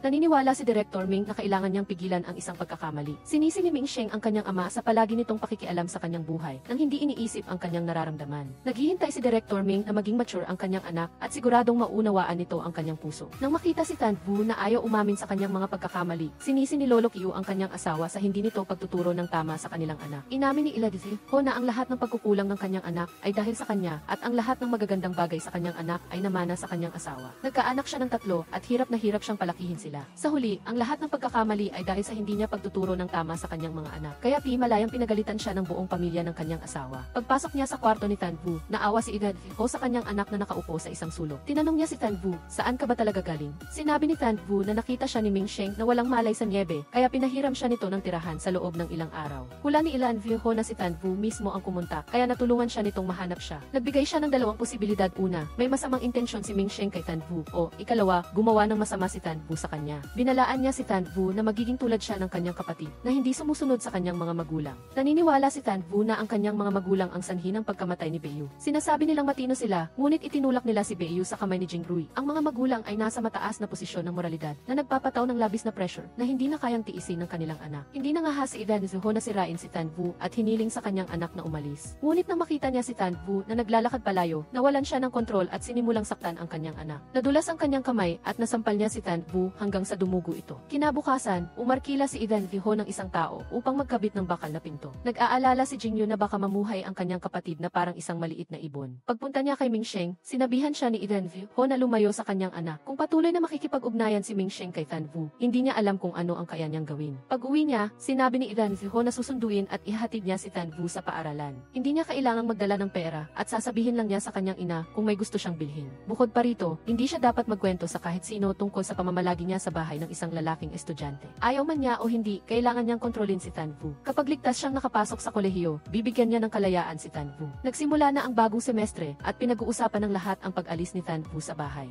Dumating si Ming Sheng, nakatingin sa sugat sa pisngi ni King Yu. Agad siyang umiwas, humihiling kay Yison na turuan siya. Sa recess, patuloy na nagtatago si King Yu kay Ming Sheng. Hinabol siya ni Ming Sheng hanggang sa pumayag siyang makipag-usap sa kanya. Pumasok si King Yu sa isang kwarto at isinara ang pinto. Q-Fan-A, bakit hindi ka nagpaalam? Hindi ka sumagot sa mga mensahe ko, dapat may rason ka. Bumukas ang pinto, ngunit si Nagigidizat at Tirat Ho ang nasa loob. Ginaya nila ang sinabi ni Ming Sheng at humagalpak sa tawa. Kaya pala, nagtatago si King Yu sa likod ng pader sa tabi. Sa klase ng paglangoy, sa wakas ay nagkaroon ng pagkakataon si Ming Sheng na makilala si King Yu. Tinimok niya siyang ipaliwanag kung bakit hindi siya nagpaalam. Ngunit walang sinabing kahit isang salita si King Yu, hinahanap lang niya ng paraan para maiwasan si Sheng. Sa daan pa uwi, nagtataka si Ming Sheng kung bakit maraming tao ang hindi tumutupad sa kanilang pangako at hindi man lang magpaliwanag. Akala ni Chen Hao may pag-asa si Sheng, kung hindi ay diretsong haharapin siya ni King Yu sa halip na iwasan siya. Pinaalalahanan ni Chen Hao si Sheng na kamustahin ang kanyang ama dahil ang pamilya ng mga pasyente sa harapan ng ospital ay gumawa ng ingay sa mga pahayagan. Pag-uwi niya, tinignan ni Ming Sheng ang lumang kahon ng album na may maraming larawan ng kanyang pamilya noon. Pumunta siya sa ospital para bisitahin ang kanyang ama. Ngunit sinabi ni Ken Fang na wala ang direktor ng ospital doon. Akala ni Sheng nasa operating room ang kanyang ama, kaya umupo siya at naghintay. Hula ni Jen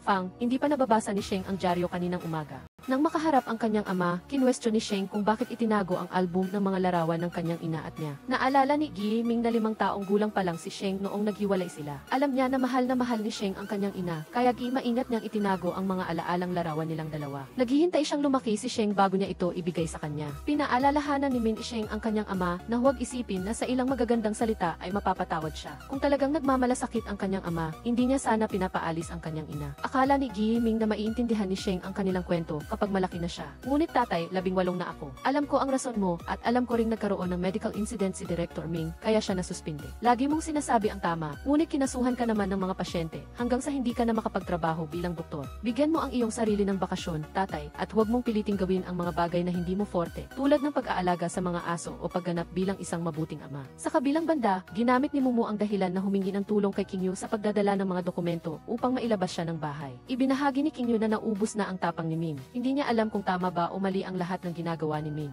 Handa siyang harapin ang galit ng pamilya, ngunit ayaw niyang aminin ang kanyang pagkakamali. Naniniwala si Mumu na iyon ang sakit ng paglaki. Sa bahay, pinapanood ni Gen Hao ang kanyang anak na nakikipag-usap sa kaibigan niya. Narinig niya ang pangako ng kanyang asawa na iuwi si King Yu sa kanilang bayan para magpaliwanag, kaya humiram siya ng telepono. Ininform niya ang kanyang biyenan na hindi aalis si King Yu. Cute Fusheng, nawala na si Biyu sa akin, hindi ko na maari pang ilagay sa panganib si King Yu. Pinagsalitaan na sila ng masama, binugbog na sila, ano pa ang gusto nila. Bilang isang ama, hindi mo iniligtas ang sarili mong anak. Nang marinig niya ang kanyang asawa na pinipilit siyang humingi ng tawad, at ang kanyang biyenan na patuloy na tumatawag, iginiit ni Gen Hao na mas gugustuhin pa niyang mamatay kaysa iuwi ang kanyang anak. Q, ang inyong mga konsensya ay kinuha na ng mga aso. Noong pinipilit ninyo akong manganak ng lalaki, dapat ay umalis na kami ni Biyu sa bahay na ito. Pagbalik ng kanyang ate, sinabi ni Jingyu na hindi pumayag si nanay na umuwi si King Yu sa probinsya, kaya nag-away sila ni tatay. Ang kwento tungkol sa pagkakalaglag ni Biyu ay chismis lang, ngunit ngayon ay may kumpirmadong ebidensya na. Nag-divorce na rin si Jing Rui at na-ospital ang panganay na hipag. Pinayuhan ni Jingyu ang kanyang ate na huwag maging matigas ang ulo dahil hindi matatapos ang problema kung hindi siya hihingi ng tawad. Nang makasalubong ang kanyang ama sa labas, pumayag si King Yu na umuwi sa probinsya. Pinapaalalahanan siya ni Ikiao na magtitiis siya sa hirap. Hindi takot si King Yu sa parusa, ayaw lang niyang mag-away ang kanyang mga magulang. Pumayag si Gikiao at sinabi sa kanyang anak na huwag ipaalam sa kanyang ina. Pagbalik sa ng Kiao, yumukod si King Yu at humingi ng tawad habang sinisisi ng panganay na hipag si King Yu sa pagkasira ng buhay ng kanyang anak na lalaki. Ibinato ng lolo ang kanyang tungkod, pinipilit ang ama ni King Yu na paluin ang kanyang anak. Hindi magawa ni Ikiao, kaya tinakpan na lang niya ang kanyang anak mula sa pamamalo ng lolo. Tumakbo si Gen Hao papasok, humihingi sa kanyang biyenan na huminahon. Alam niyang gumawa si King Yu ng malaking kasalanan, ngunit bata pa ito. Hindi niya alam kung paano palakihin ang kanyang anak, kaya handa siyang tanggapin ang lahat ng parusa. Inakusahan ng panganay na hipag na magkasabwat ang dalawang anak na babae ni Gen Hao sa pagwasak sa buhay ni Jing Rui. Ate, kahit sinira namin si Jing Rui, sino ang magbabayad para kay Biyu? Nawala na si Biyu ko. Nang marinig ang panganay na hipag na nagsasabing karapat-dapat lang mamatay si Biyu, pinatayo ni Gen Hao si King Yu. Inanunsyo niya na siya ang nag-utos kay King Yu na gawin ang sulat sa kahon ng candy. Nawala ng kontrol ang panganay na hipag at sinugod ang mag-inang King Yu. Pinigilan siya ng lahat habang patuloy naman na sinasampal ni Gen Hao ang sarili niya sa mukha. Hinihingi ni King Yu na huminto na ang kanyang ina, ngunit sinisisi ni Gen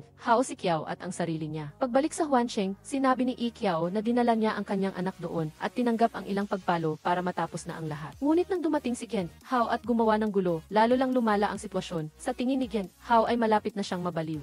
Kinabukasan, kinausap ni Gen Hao ang kanyang anak. Alam niyang kinamumuhian ni King Yu ang bahay na iyon, ngunit bata pa siya at madaling mabuli kung aalis siya. Hinikayat niya ang kanyang anak na tiisin na lang, dahil maaari na siyang gawin ang anumang gusto niya pagkatapos niyang magtapos. Umaasa siya na maniniwala ang kanyang anak na nananatili siyang mapagkakatiwalaan. Pagpasok sa klase at nakitang nag-spray ng glue ang isang kaklase sa upuan ni King Yu, hiniling ni Min Sheng kay Chen Hao na turuan sila ng leksyon. Sadya ni Chen Hao na itulak ang kaklase na nagngangalang Minxi upang maupo, na pinunasan ang lahat ng glue sa upuan. Kinwestiyon ni Minxi si Chen Hao sa pagiging bully noon at ngayon ay nagpapanggap na matino. Sinabi ni Zilun na nagbago na sila at gagawin na nila kung ano ang tama mula ngayon. Binaligtad ni Min Sheng ang kanyang notebook sa upuan para maitago ang kanyang mabuting intensyon. Habang naghihintay kay King Yu sa pasilyo, inabot ni Chen Hao sa kanya ang isang sulat. Pagdating sa basketball court, sinabi ni Chen Hao na naibigay na niya ang sulat kay King Yu. Walang sinabi si King Yu, nag-isip lang siya saglit. Nang makita niya si King Yu na umuwi galing sa school, naalala ng kapitbahay na nakita niya si Min Sheng na nag-uwi ng isang babae. Nagtataka siya kung nagtatago si King Yu sa bahay nito. Tumakbo si Jing Yu at hinila ang kanyang nanay at ate pabalik sa bahay. Bago pumunta sa noodle shop, sinabi ni Gen Hao kay Jing Yu na pagkatapos niyang kunin ang gamit, huwag niyang kalimutang dalhin ang susi para sa kanya. Hiningi ni King Yu sa kanyang kapatid na iwanan muna siya sandali para makausap si Min Sheng.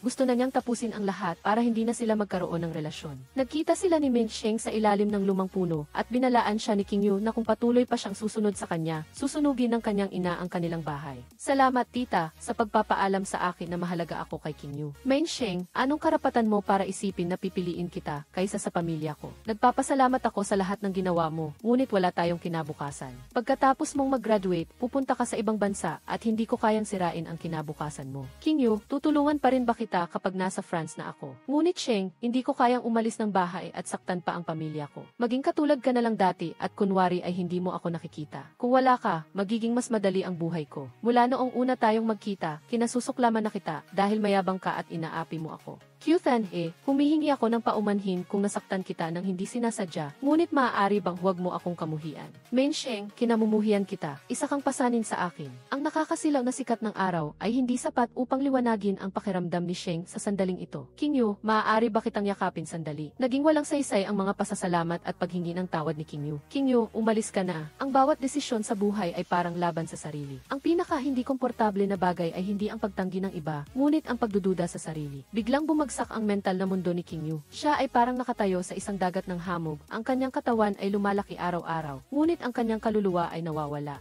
Kinabukasan, narinig ni King Yu na tinuturuan ni Sheng si Meixi sa library. Eksakto namang nag-text si Sheng kay Chen Hao na magkaraoke sila mamayang hapon kasama ang beauty queen ng high school number 1. Habang papauwi na sila, nahulog ang kadena ng bisikleta ni Yen Hao. May dumaan na grupo ng mga kabataan na nakilala si King Yu sa Zi. Pinilit nila si King Yu na iwanan ang kanyang magulang at sumama sa kanila. Nagkataong dumaan si Sheng, ngunit nagkunwari siyang hindi nakikita ang mga ito. Sa halip na magkaraoke, dinala ni Sheng ang dalawa niyang kaibigan para kumain ng instant noodles. Nagtaka si Zilun kung bakit si Sheng, na madalas gumawa ng kabutihan, ay binaliwala si King Yu na nasa gulo. Hula niya na isa itong diskarte ng mahinang-mahina at matigas na pagkakabigkis, na adik na ayaw pa. Eksakto namang nabasa ni Zilun ang balita na may mga nag-leak na hubad na larawan ni King Yu. Nagmamadaling lumingon si Sheng, ngunit nakita lang niya ang isang piraso ng damit ni King Yu. Nag-alala siya, tumakbo siya sa lahat ng dako para hanapin ang mga thugs kanina. Tinanong niya sila kung nag-post sila ng mga larawan ni King Yu online. Hindi niya alam na may mga kasama pa pala sila. Ang resulta, nabugbog silang tatlo at natuklasan lang nila na ang mga larawan ay gawa-gawa lang gamit ang Photoshop. Bago pa man mahawakan ng mga thugs si King Yu, nabugbog na sila ng kanyang ina. Pagkatapos, tumawag siya sa France at binati ang kanyang ina sa matagumpay na pagganap nito. Sinabi niya na ginagalit lang niya si Director Ming sa pakikipag-away sa mga thugs. Ayaw ni Jenny, Ana na laging magkasalungat si Sheng sa kanyang ama. Alam niyang mahal na mahal ng kanyang ex-husband ang kanilang anak, ngunit hindi lang ito marunong magpakita ng pagmamahal. Inamin niya na siya ang kusang lumayo sa ama ni Sheng noon.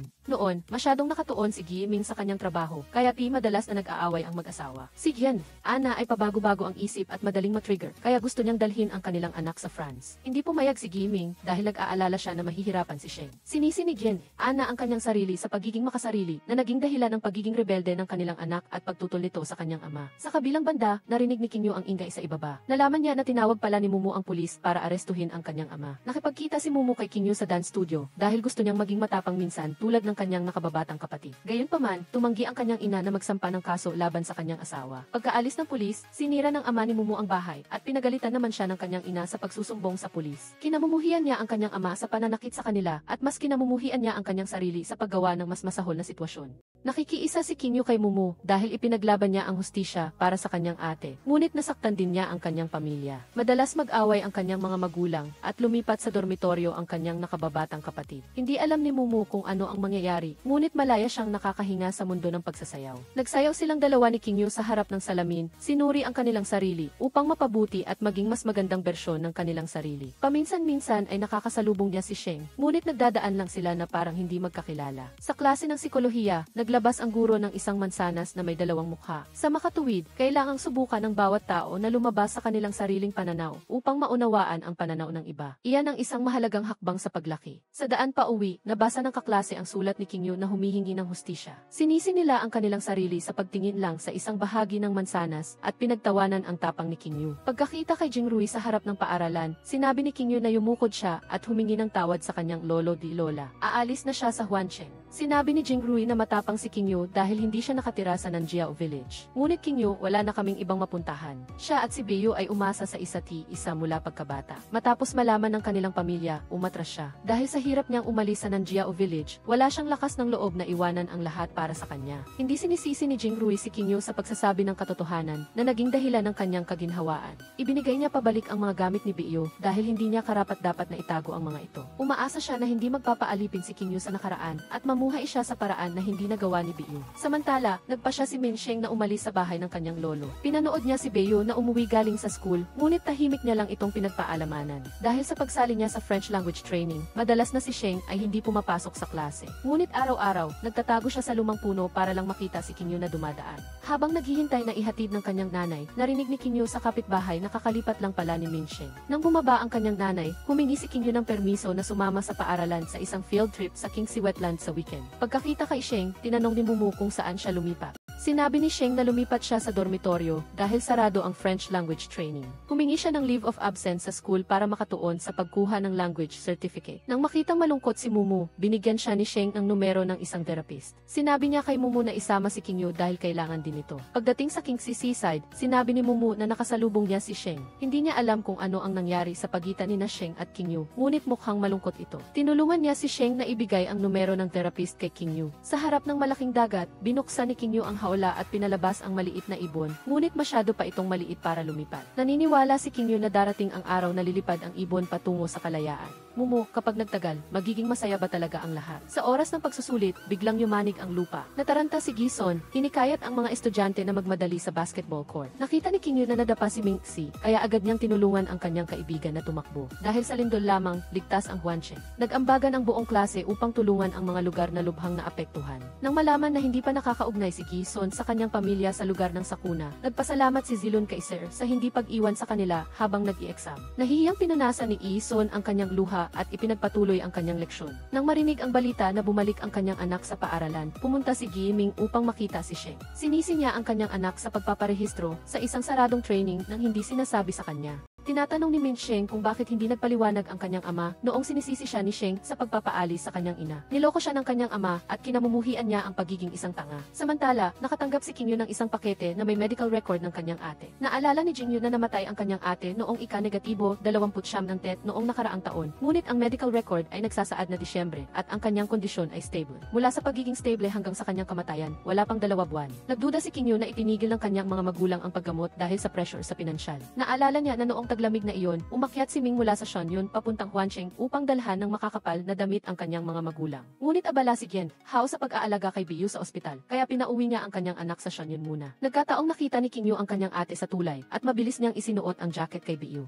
Sinabi niya sa kanyang ate na magpagaling na para makapagbukas na ulit ng noodle shop ang kanilang mga magulang at aasikasuhin niya ang kanilang anak na lalaki. Inamin ni Beiyu na pasanin si Ming at pumayag siyang ibalik ang kanyang mga magulang sa kanyang kapatid. Sa ilalim ng impluwensya ng alak, sinaktan muli ng ama ni Mumu ang kanyang asawa. Sinubukan siyang pigilan ni Mumu, ngunit hindi sinasadyang nahulog siya sa hagdanan. Hindi na iinom muli si Mumu. Eksakto namang dumating ang kanyang kasamahan sa dance team at nagtanong kung sino ang papalit kay Mumu bilang lead performer sa fundraising show bukas. Naalala niya na magaling sumayaw si Qingyu at alam niya ang mga galaw. Sa araw ng performance, sinabi ni Mumu kay Qingyu na huwag kabahan, isipin niya na parang isa siyang ibon na lumilipad sa kalangitan. Sa labas, dumaan si Minsheng sa entablado ng earthquake relief fundraiser.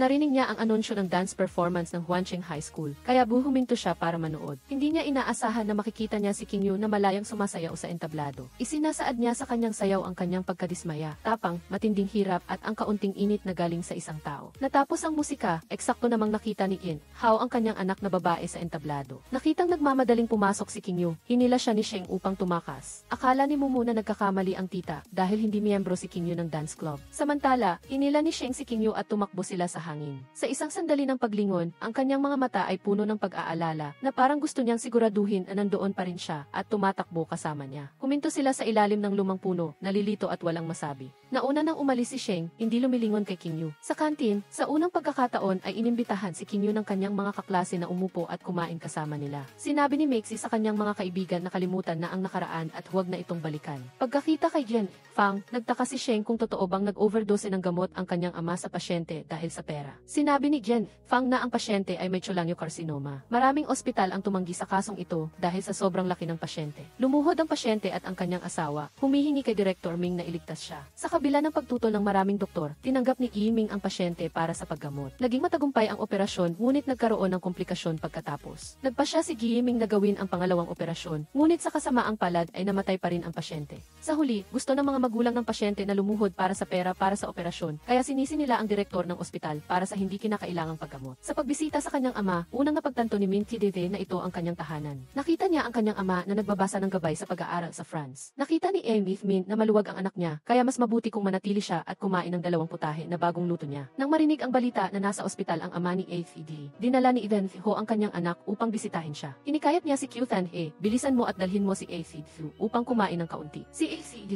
ay tumungo sa pagkain ng isang mangkok ng noodles na nagpa-Kyuthan He ng kalungkutan. Sinabi niya na ang kanyang ama ay may stage end na cancer sa atay. Kung magpa-chemotherapy, mabubuhay pa siya ng ilang taon, kung hindi, ilang araw na lang. Gusto niyang simulan muli ang kanyang buhay, ngunit iniisip ng nanay ni ACD na ang chemotherapy ay hindi ganap na makakagamot sa sakit at ang mga bayarin sa ospital ay masyadong mataas. Ang pamilya ay may utang na at hindi na makahiram pa. Sa ospital, pumayag ang 2 tiyahin ni Mumu na pahiramin ang kanilang hipag ng pera para sa paggamot. Ngunit tumanggi ang ina ni Mumu dahil ayaw niyang magkaroon ng malaking utang. Sinisisi nila ang ina ni Mumu sa pagiging irresponsable. Eksakto namang dumating sina Mumu at King Yu upang pigilan sila. Agad namang nasalo ni Min Sheng si King Yu. Narinig niya ang ama ni Mumu na nagmamakaawa sa kanyang anak na bigyan siya ng pagkakataon at pagkatapos ay narinig niya ang walang magawang pag-iyak ng ina ni Mumu. Nang makita niya si King Yu na nakatayo at naghihintay na tumila ang ulan, mabilis na itinago ni Sheng ang kanyang payong sa kanyang bag. Gumawa siya ng dahilan na nakalimutan niya ang kanyang payong para makipag-usap sa kanya. Sinabi niya na nagparehistro siya para kumuha ng exam sa medical school ng University of Paris at marahil ay hindi na siya papasok sa school. Nagtaka siya kung may gusto ba siyang sabihin sa kanya. Binati ni Sheng si King Yu ng lahat ng pinakamahusay.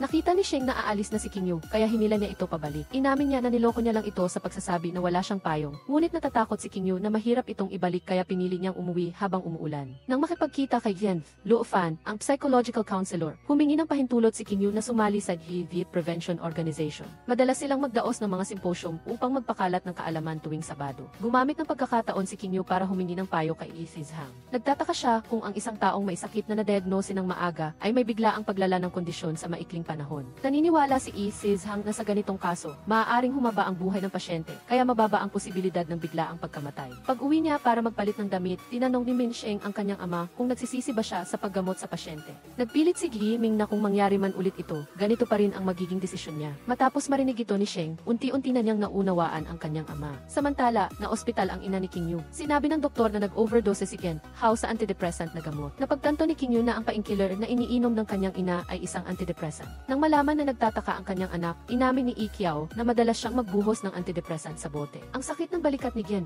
Hao ay sanhi din ng depression. Nagsimula siyang magkaroon ng sakit matapos niyang iuwi ang abo ni Biyo sa Nanjiao Village. Nagtanong siya kay Biyo kung galit ba ito sa kanilang mga magulang dahil nagkaroon sila ng 2 pang anak at pinalayas siya sa probinsya. Kinabukasan, nang makita niya na ang kanyang anak ay hindi inilibing sa puntod ng pamilya Kiao, mas lalong nadurog ang puso ni Im Hao. Sa ilalim ng mahinang ulan sa gitna ng gabi, pumunta siya sa puntod upang takpan ng kumot ang kanyang anak. Buhay pa siya, ngunit ang kanyang mga mata ay parang patay na kasama ni Biyo. Nag-aalala si Kiao sa kanyang asawa, kaya dinala niya ito sa isang psychiatrist. Sinuri ng doktor si Gen Hao na may mild depression at ang mga sintomas nito ay mababang kumpiyansa sa sarili at pagiging mabagal. Maaari itong magpakita ng mga sintomas ng body dysmorphic disorder, tulad ng hirap sa pagtulog at pananakit ng katawan. Kailangang unawain siya ng kanyang pamilya at huwag siyang galitin. Sa ospital, hinihiling ng Medical Dispute Mediation Committee kay Director Ming na humingi ng paumanhin sa pamilya ng pasyente. Naniniwala sila na ang kaso ay masyadong mainit kaya sinusubukan nilang bawasan ang mga pagkalugi sa pinakamababa. Sa sandaling iyon, dumating ang asawa ng pasyente upang humingi ng paumanhin kay Director Ming. Nagpapasalamat siya sa doktor sa paggamot sa kanyang asawa.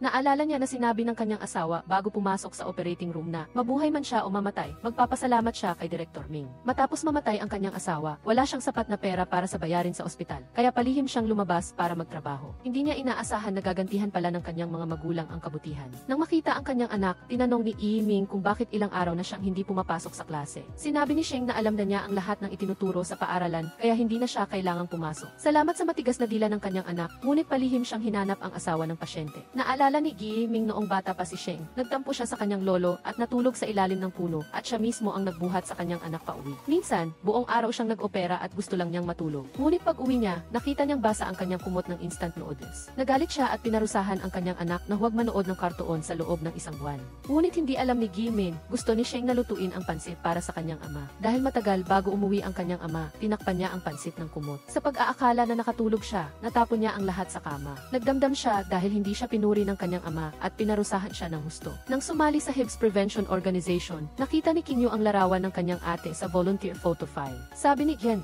Luo Fan, laging sinusuportahan ni Biyu ang mga publicity activities ng association. Ngunit pagkatapos ng tawag na iyon, hindi na nakita ni Gen Luo Fan si Biyu. Tinanong ni King Yu si Luo Fan, paano namatay si Mingjai? Habang naghihintay sa pag-uwi niya, ayaw na ni Jingyu na tulungan si Kingyu na tumakas. Naniniwala si Kingyu na nagpakamatay ang panganay na kapatid. Mas matagal sana nabuhay si Beiyu, ngunit may nagkalat ng balita sa internet. Mula noon, nakatanggap siya ng hindi mabilang na mensahe at tawag, araw at gabi. Samantala, ang mga salbahe ay sinasamantala ang pagkakataon para mambastos, at ang mga mapagpaimbabaw ay hinahamak si Beiyu. Sa huli, sa ika-negatibo 29 ng AC, tumakas siya mula sa ospital. Pagdating ni Gen Hao sa dalampasigan, wala na ang kanyang anak. Inisip ni Kingyu na para sa panganay na kapatid, mas masakit pa ang mabuhay kaysa mamatay. Naiintindihan niya na ngayon kung bakit itinago ng kanyang mga magulang ang lahat, dahil ang mga tsismis ang pumatay kay Beiyu sa harap nila. Nang makilala si Kingyu sa paaralan, sinabi ni Mumu na humiram siya ng pera sa pamilya ng kanyang tatay para sa chemotherapy ng kanyang ama. Napagtanto niya na mahal pa rin niya ang kanyang ama, kaya ayaw niyang magsisi sa huli. Alam niya na takot ang kanyang ina na maapektuhan ang kinabukasan ng kanyang anak at hindi siya nag-aalala sa pera. Kung magkakasakit siya, pipiliin din niyang sumuko sa chemotherapy. Gusto ni Mumu na gayahin si Kingyu at maging isang taong matapang at responsable. Nang makita na masakit ang paa ni Gen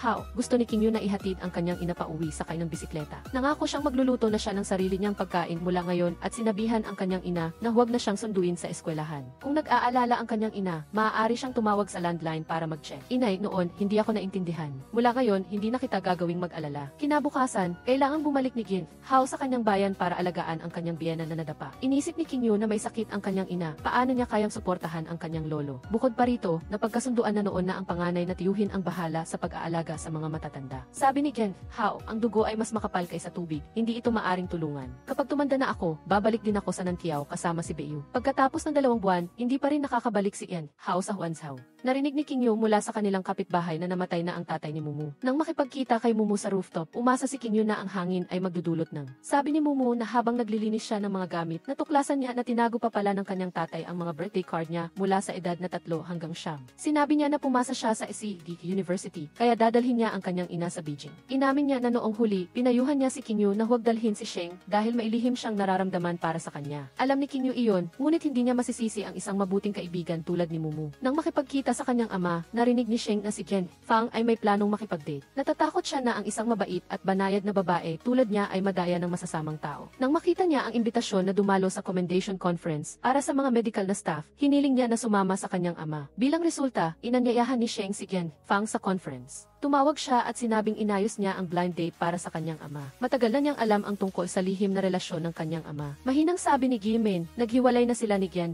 Fang. Alam ni Sheng na nagsakripisyo ang kanyang ama para sa kanya at sa kanyang karera at ngayon na ang oras para harapin ang nararamdaman sa kanyang puso. Naintindihan ni Gimin ang ibig sabihin ng kanyang anak at sa unang pagkakataon ay pampublikong hinawakan ang kamay ni Gen Fang sa harap ng maraming tao. Nang makipagkita kay Kingyu, ibinalik ni Gen Lofan ang kamera ni Beiyu. Lumabas na may iniwang huling videotape si Beiyu. Ang pangalan ko ay Kiao Beiyu at isa akong pasyente ng Narinig ko na matapos akong ipanganak, agad na bumalik ang aking mga lolo at lola sa probinsya dahil lang sa nanganak ang nanay ko ng babae. Siguro, mula sa sandaling iyon, nakatakda na akong bigin ang pamilya. Bago ako mag-6 na taong gulang, namuhay ako ng masaya kasama ang aking mga magulang sa Shunyon. Matapos ipanganak si Kingyu, pinabalik ako ng aking mga lolo at lola sa nayo ng Nankiao. Sabi nila, kapag nanganak ang nanay ko ng lalaki, makakabalik ako sa Shunyon. Ngunit naghintay ako ng matagal at hindi tinupad ng aking mga magulang ang kanilang pangako. Bukod kay Jingrui, walang sinuman ang nangangailangan sa akin. Noong bakasyon sa tag-araw, tinulungan ko si Jingrui na lagyan ng gamot ang kanyang sugat. Magkasama naming nakita ang isa't isa bilang tanging kaligtasan, kaya hindi namin napigilan ang aming nararamdaman. Dahil wala kaming kaugnayan sa dugo, inakala kong maaari ko siyang mahalin. Ngunit ang mga tao ay kailangang magising mula sa panaginip at iniwan ako ni Jingrui. Wala akong sinisisi dahil hindi naman ako karapat-dapat mahalin. Katulad din ako ng ibang tao, mas lalo kong ninanais ang hindi ko makukuha. Nagsimula akong pumasok sa walang katapusang cycle ng mga panandali ang relasyon. Nang ma-ospital ako dahil sa appendicitis, hindi ko maintindihan kung bakit ako nagkaroon ng Takot na takot ako, hindi ko man lang mahawakan ang aking ina. Hindi ako itinaboy ng aking mga magulang at isinara nila ang tindahan ng pansit para alagaan ako. Iniwan nila ang aking 2 nakababatang kapatid sa Shunyon at nanatili sila sa tabi ko ng buong puso. Bigla kong naisip na ang pagkakaroon ng sakit ay hindi masama dahil natanto ko na mahal ako ng aking mga magulang tulad ng aking 2 kapatid. Umaasa ako na balang araw, magkakaroon ako ng lakas ng loob na ibahagi ang video na ito sa lahat. Kinabukasan, habang Habang nasa eskwelahan, sinagot ni King Yu ang tawag mula sa kanyang ama. Sinabi niya na nagmamadali siyang bumalik sa Nankiao dahil namatay ang lolo ni King Yu. Sinabihan niya ang kanyang anak na kunin ang passbook mula sa drawer at dalhin ang kanyang nakababatang kapatid pabalik sa kanilang bayan.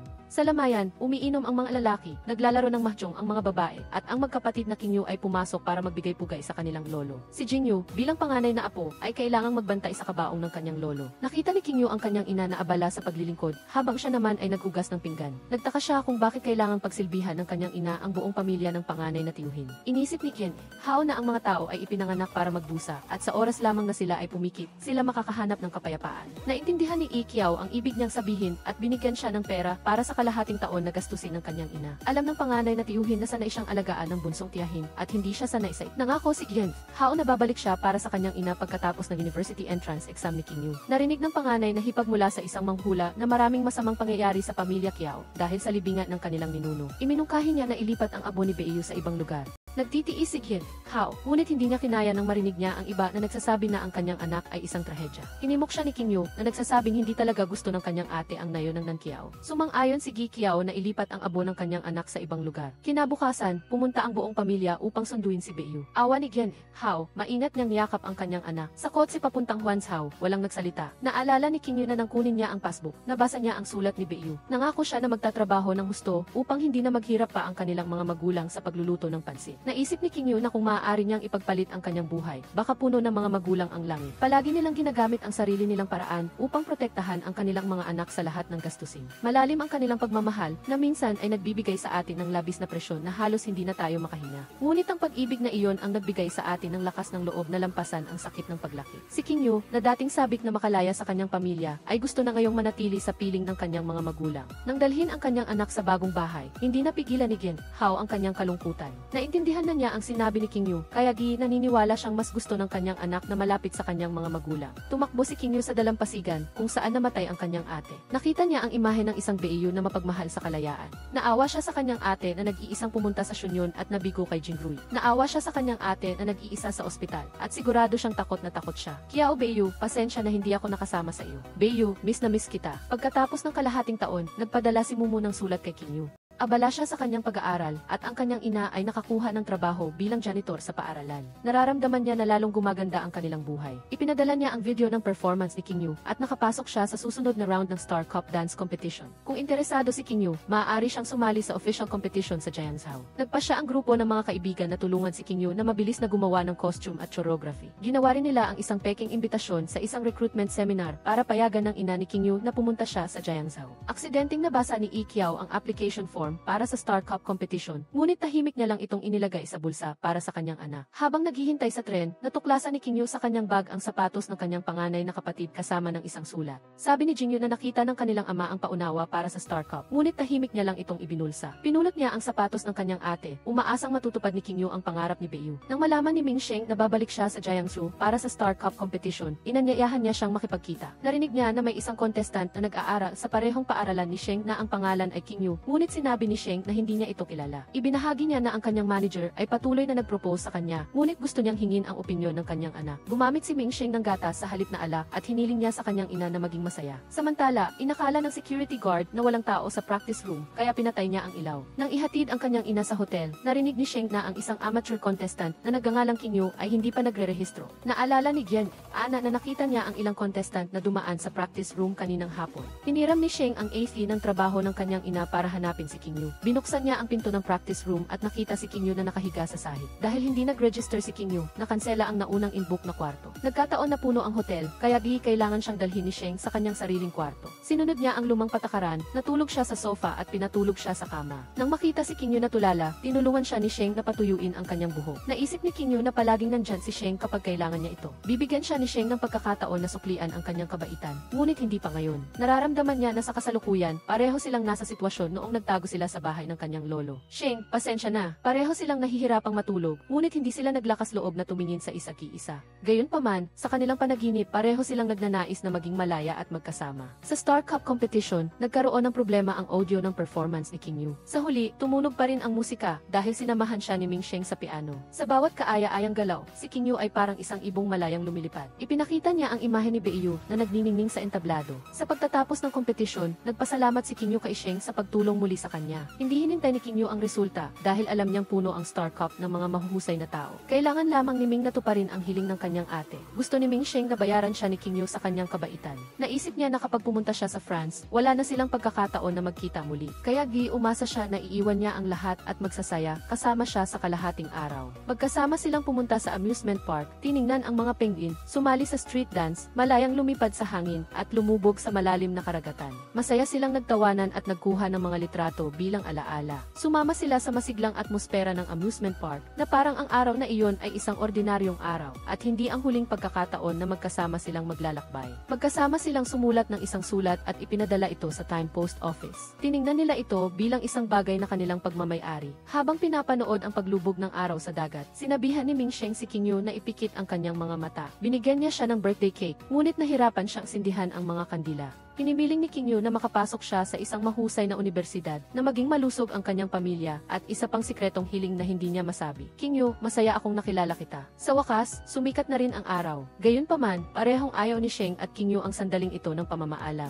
Nagtaka si King Yu, kapag tayo lay lumaki na, makakakilala tayo ng maraming tao. Maaalala pa ba natin ang mga alaalang ito? Kinagat ni Sheng ang kamay ni King Yu, tulad ng ginawa niya sa kanya noong una silang nagkita muli. King Yu, pantay na tayo. Burahin na natin ang lahat ng alaala mo sa akin. Good luck sa lahat ng gagawin mo. Pagbalik niya sa Shunyon, narinig ni King Yu na may nangyari sa tindahan ng pansit. Lumabas na nakalaya na si He at nagdulot muli siya ng gulo. Sinira niya ang mga gamit at hinila si King Yu para sumama sa kanya. Binuksan ni Yi Qiao ang gas tank at nagbanta na papatayin silang lahat kasama ang mga masasamang tao. Natakot si He at pansamantalang pinalaya si King Yu. Nang makita ang kanyang ina na tulala sa rooftop sa gitna ng gabi, mabilis na pinaupo ni King Yu ang kanyang ina. Naalala ni Jian Hao na noong ipinanganak si King Yu, napakaliit niya, habang si Bei Yu naman ay mataba. Naaawa siya kay King Yu dahil sa malaking presyon na dinaranas niya at patuloy pa rin siyang gumagaling. Ngunit hindi niya maintindihan kung bakit niya palaging inaaway ang kanyang anak. Dahil takot siyang matulad si King Yu sa kanyang ate at matapos mamatay ay tinuturo pa rin siya ng mga tao. Bei Yu, lahat ng bata ay nagkakamali. Bakit hindi maaaring magkamali ang aking anak? Galit ako sa sarili ko na para bang sinasaniban ako at pinabalik kita sa nayon ng Nangqiao. Humihingi ka ng tulong sa akin, bakit kita pinatay? Nang makipagkita sa doktor, sinabi ni King Yu na kamakailan lang.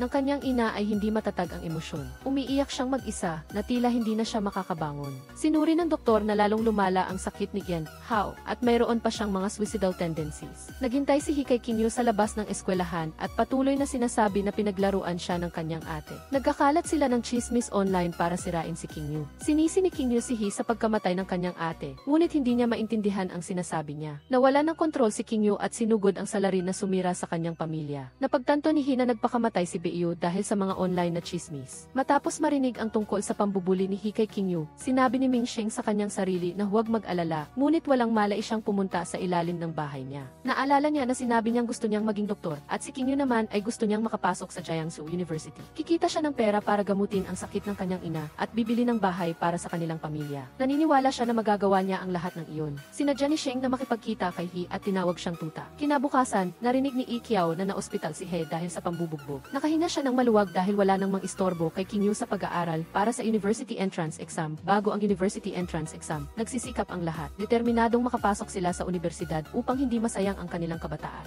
Sinamantala nila ang bawat sandali para mag-aral at nag-aral sila ng husto para makakuha ng magagandang marka. Dahil ang 12 taon ng paghahanda ay nakasalalay lamang sa 3 araw ng pagpapakitang gilas. Matapos ang lahat ng nangyari, si King Yu ay hindi na nalilito o hindi sigurado. Hindi na siya galit o nagtatanim ng sama ng loob. Sa kanyang pagiging kalmado, gusto niyang gabayan ang kanyang pamilya na magpatuloy sa buhay. Sa unang pagkakataon, nakita niya ang sarili niyang landas sa hinaharap. Ang University Entrance Exam ang nagtatapos sa high school. Ngunit ito ang unang hakbang sa pagtanda. Ang buhay ay patuloy na gumugulong, masaya man o malungkot, ito ay magiging nakaraan at ang kinabukasan ang pinakamahalaga. Hawak ang sulat ng acceptance sa universidad, masayang ipinagyabang ni Yi Qiao ito sa buong apartment complex. Sa wakas ay naabot na ni King Yu ang kanyang unang layunin. Gumaling din ang sakit ni Jian Hao at dinala niya ang kanyang anak sa mall upang bumili ng lipstick. Kinikilala niya na malaki na si King Yu at kaya na niyang alagaan ang kanyang sarili. Nang magpaalam siya sa kanyang mga kaibigan bago siya pumasok sa universidad, tinanong ni King Yu ang tungkol kay Sheng. Nagbago ang ekspresyon ni Chen Hao at sinabi niyang sinugod ni Sheng si He. Hinayaan ni Sheng na mauna sila bago siya lumaban. Sa kasamaang palad, binunot ni He ang kutsilyo at nasugatan si Sheng. Sa kabutihang palad, nakakuha si Sheng ng ladrilyo at pinatulog si He. Gusto niyang ipabilanggo si He, kaya ginakampante siyang pumunta sa France. bukas. Hindi inaasahan ni King Yu na maraming ginawa si Sheng para sa kanya. Tumakbo siya sa puno ng banyan, ngunit ang natira na lang ay ang Wen Chan. Ming Sheng, ikaw ang hindi tumupad sa iyong pangako na burahin ang lahat ng alaala mo sa akin. Kaya giaalalahanin din kita sa buong buhay ko. Nang bisitahin ang puntod ni Beiyu, maingat na isinulat ni Gen Hao ang mga masasayang bagay sa isang piraso ng papel.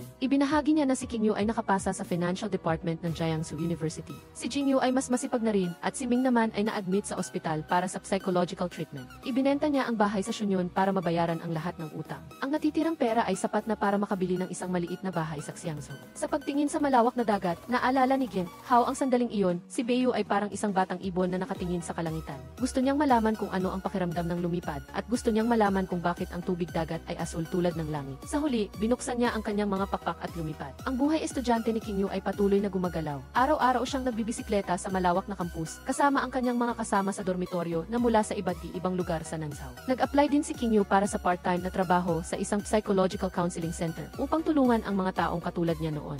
At tuwing umuwi si Tan Vu, marami siyang kinukwento sa kanyang ina. Pinayuhan siya ni Gen Hao na huwag na siyang mag-overtime ng labis at hindi na kailangan pang magpadala ng pera sa pamilya. Ginastos ni Gen Hao ang perang padala ni Tan Vu para bilhan siya ng isang cellphone. Sa hapunan, binati ni Yi Qiao ang kanyang asawa sa paglabas mula sa ospital at lumipat ang buong pamilya sa bagong bahay. Ang ngiti sa labi ng bawat isa ay nagpakita na wala na ang mga kalungkutan. Habang naghugas ng pinggan kasama ang kanyang ate, ibinalita ni Jing Yu na si Brother Hei ay sinentensyahan ng 2 taon sa kulungan dahil sa pananakit at sa pagkakalat ng mga tsismis sa internet na nagdulot ng pagpapakamatay ni Beiyu. Naalala niya bigla na noong gabing iyon, pumunta si Ming Sheng sa Qiao Noodle Shop. Nag-order siya ng isang mangkok ng noodles na may dagdag na sili at asukal, eksaktong tulad ng paboritong pagkain ni Tan Vu. Sinabi ni Sheng na pupunta siya sa France bukas, kaya gusto niyang matandaan ang lasa nito. Ginawa niyang masyadong maanghang ang pagkain para mapaiyak, habang binubulong ang 4 na salita, ikukubli ang sakit. Sa klase ng panitikan, ipinaliwanag ng guro ang teknik ng paggamit ng mga tanawin upang ipahayag ang emosyon. Ngayon lang naunawaan ni Tan Vu kung bakit pinuri ni Sheng na maganda ang buwan noong gabing iyon. Tuwing weekend, pumupunta si Tan Vu para tingnan ang parola. Naaalala niya ang kanyang mga alaala, kasama si Sheng doon, at tahimik siyang naghihintay na bumalik ito. Inanyayahan si Tan Vu sa isang sikat na piano congressman na book signing, at ipinakilala ni Mumu si Ana bilang ina ni Ming Sheng. Pinayuhan niya si Tan Vu na kung gusto niyang malaman ang kalagayan ni Sheng, maaari niyang tanungin ang kanyang ina. Akala ni Tan Vu ay tapos na ang lahat. Tinatanong ni Mumu si Tan Vu kung talaga bang iniisip niya na iniligtas siya ni Sheng sa gitna ng snowstorm, at kung talaga bang dahil lang iyon sa pagkakaibigan. Pinaalalahanan niya si Tan Vu na ang pagiging mature ay hindi lang pagtanggap sa mga bagay na hindi mababago, kundi pati na rin ang pagkakaroon ng lakas ng loob na baguhin ang mga bagay na hindi katanggap-tanggap. Narinig ni Mumu na kakauwi lang ni Sheng para tulungan ang kanyang ina sa pag-organisa ng isang concert. Nalito si Tan Vu at ang tanging alam niyang gawin ay tumakas. Kinabukasan, nakatanggap si Tan Vu ng liham mula sa Time Post Office. Nagtungo siya sa parola at binasa ang mga saloobin ni Sheng. Tan Vu, tanging sa pamamagitan lamang ng mga salita ko, mababanggit ang iyong pangalan at maipapahayag ang pag-ibig na hindi masabi ng direkta. Naalala ni Tan Vu na may nagsabi minsan na ang taong gusto mo ay tulad ng isang parola na nagliliwanag sa dagat. Makikita mo palagi ang ilaw pero hindi mo ito mahahawakan. Masaya si Tan Vu dahil may parola na nagliliwanag para sa kanya. Kasabay nito, nakita ni Tan Vu na nag-post si Sheng ng larawan ng parola kung saan puno ng kanilang mga alaala. Tan Vu, hinahanap mo ba ako? Kung hindi na ako aalis. Q Tan Vu, pwede mo na bang sabihin ang iyong ikatlong birthday wish? Ming Sheng, hindi mo na kailangang malaman dahil natupad na ito. Lumapit si Ming Sheng at ibinalik ang kwintas na ibinigay sa kanya ni Tan Vu dahil pakiramdam niya ay sapat na ang kanyang swerte. Sa ilalim ng lumang parola, sa gitna ng malawak na karagatan at kalangitan, hinalikan niya ito, ang kanilang unang halik pagkatapos ng mahabang panahon.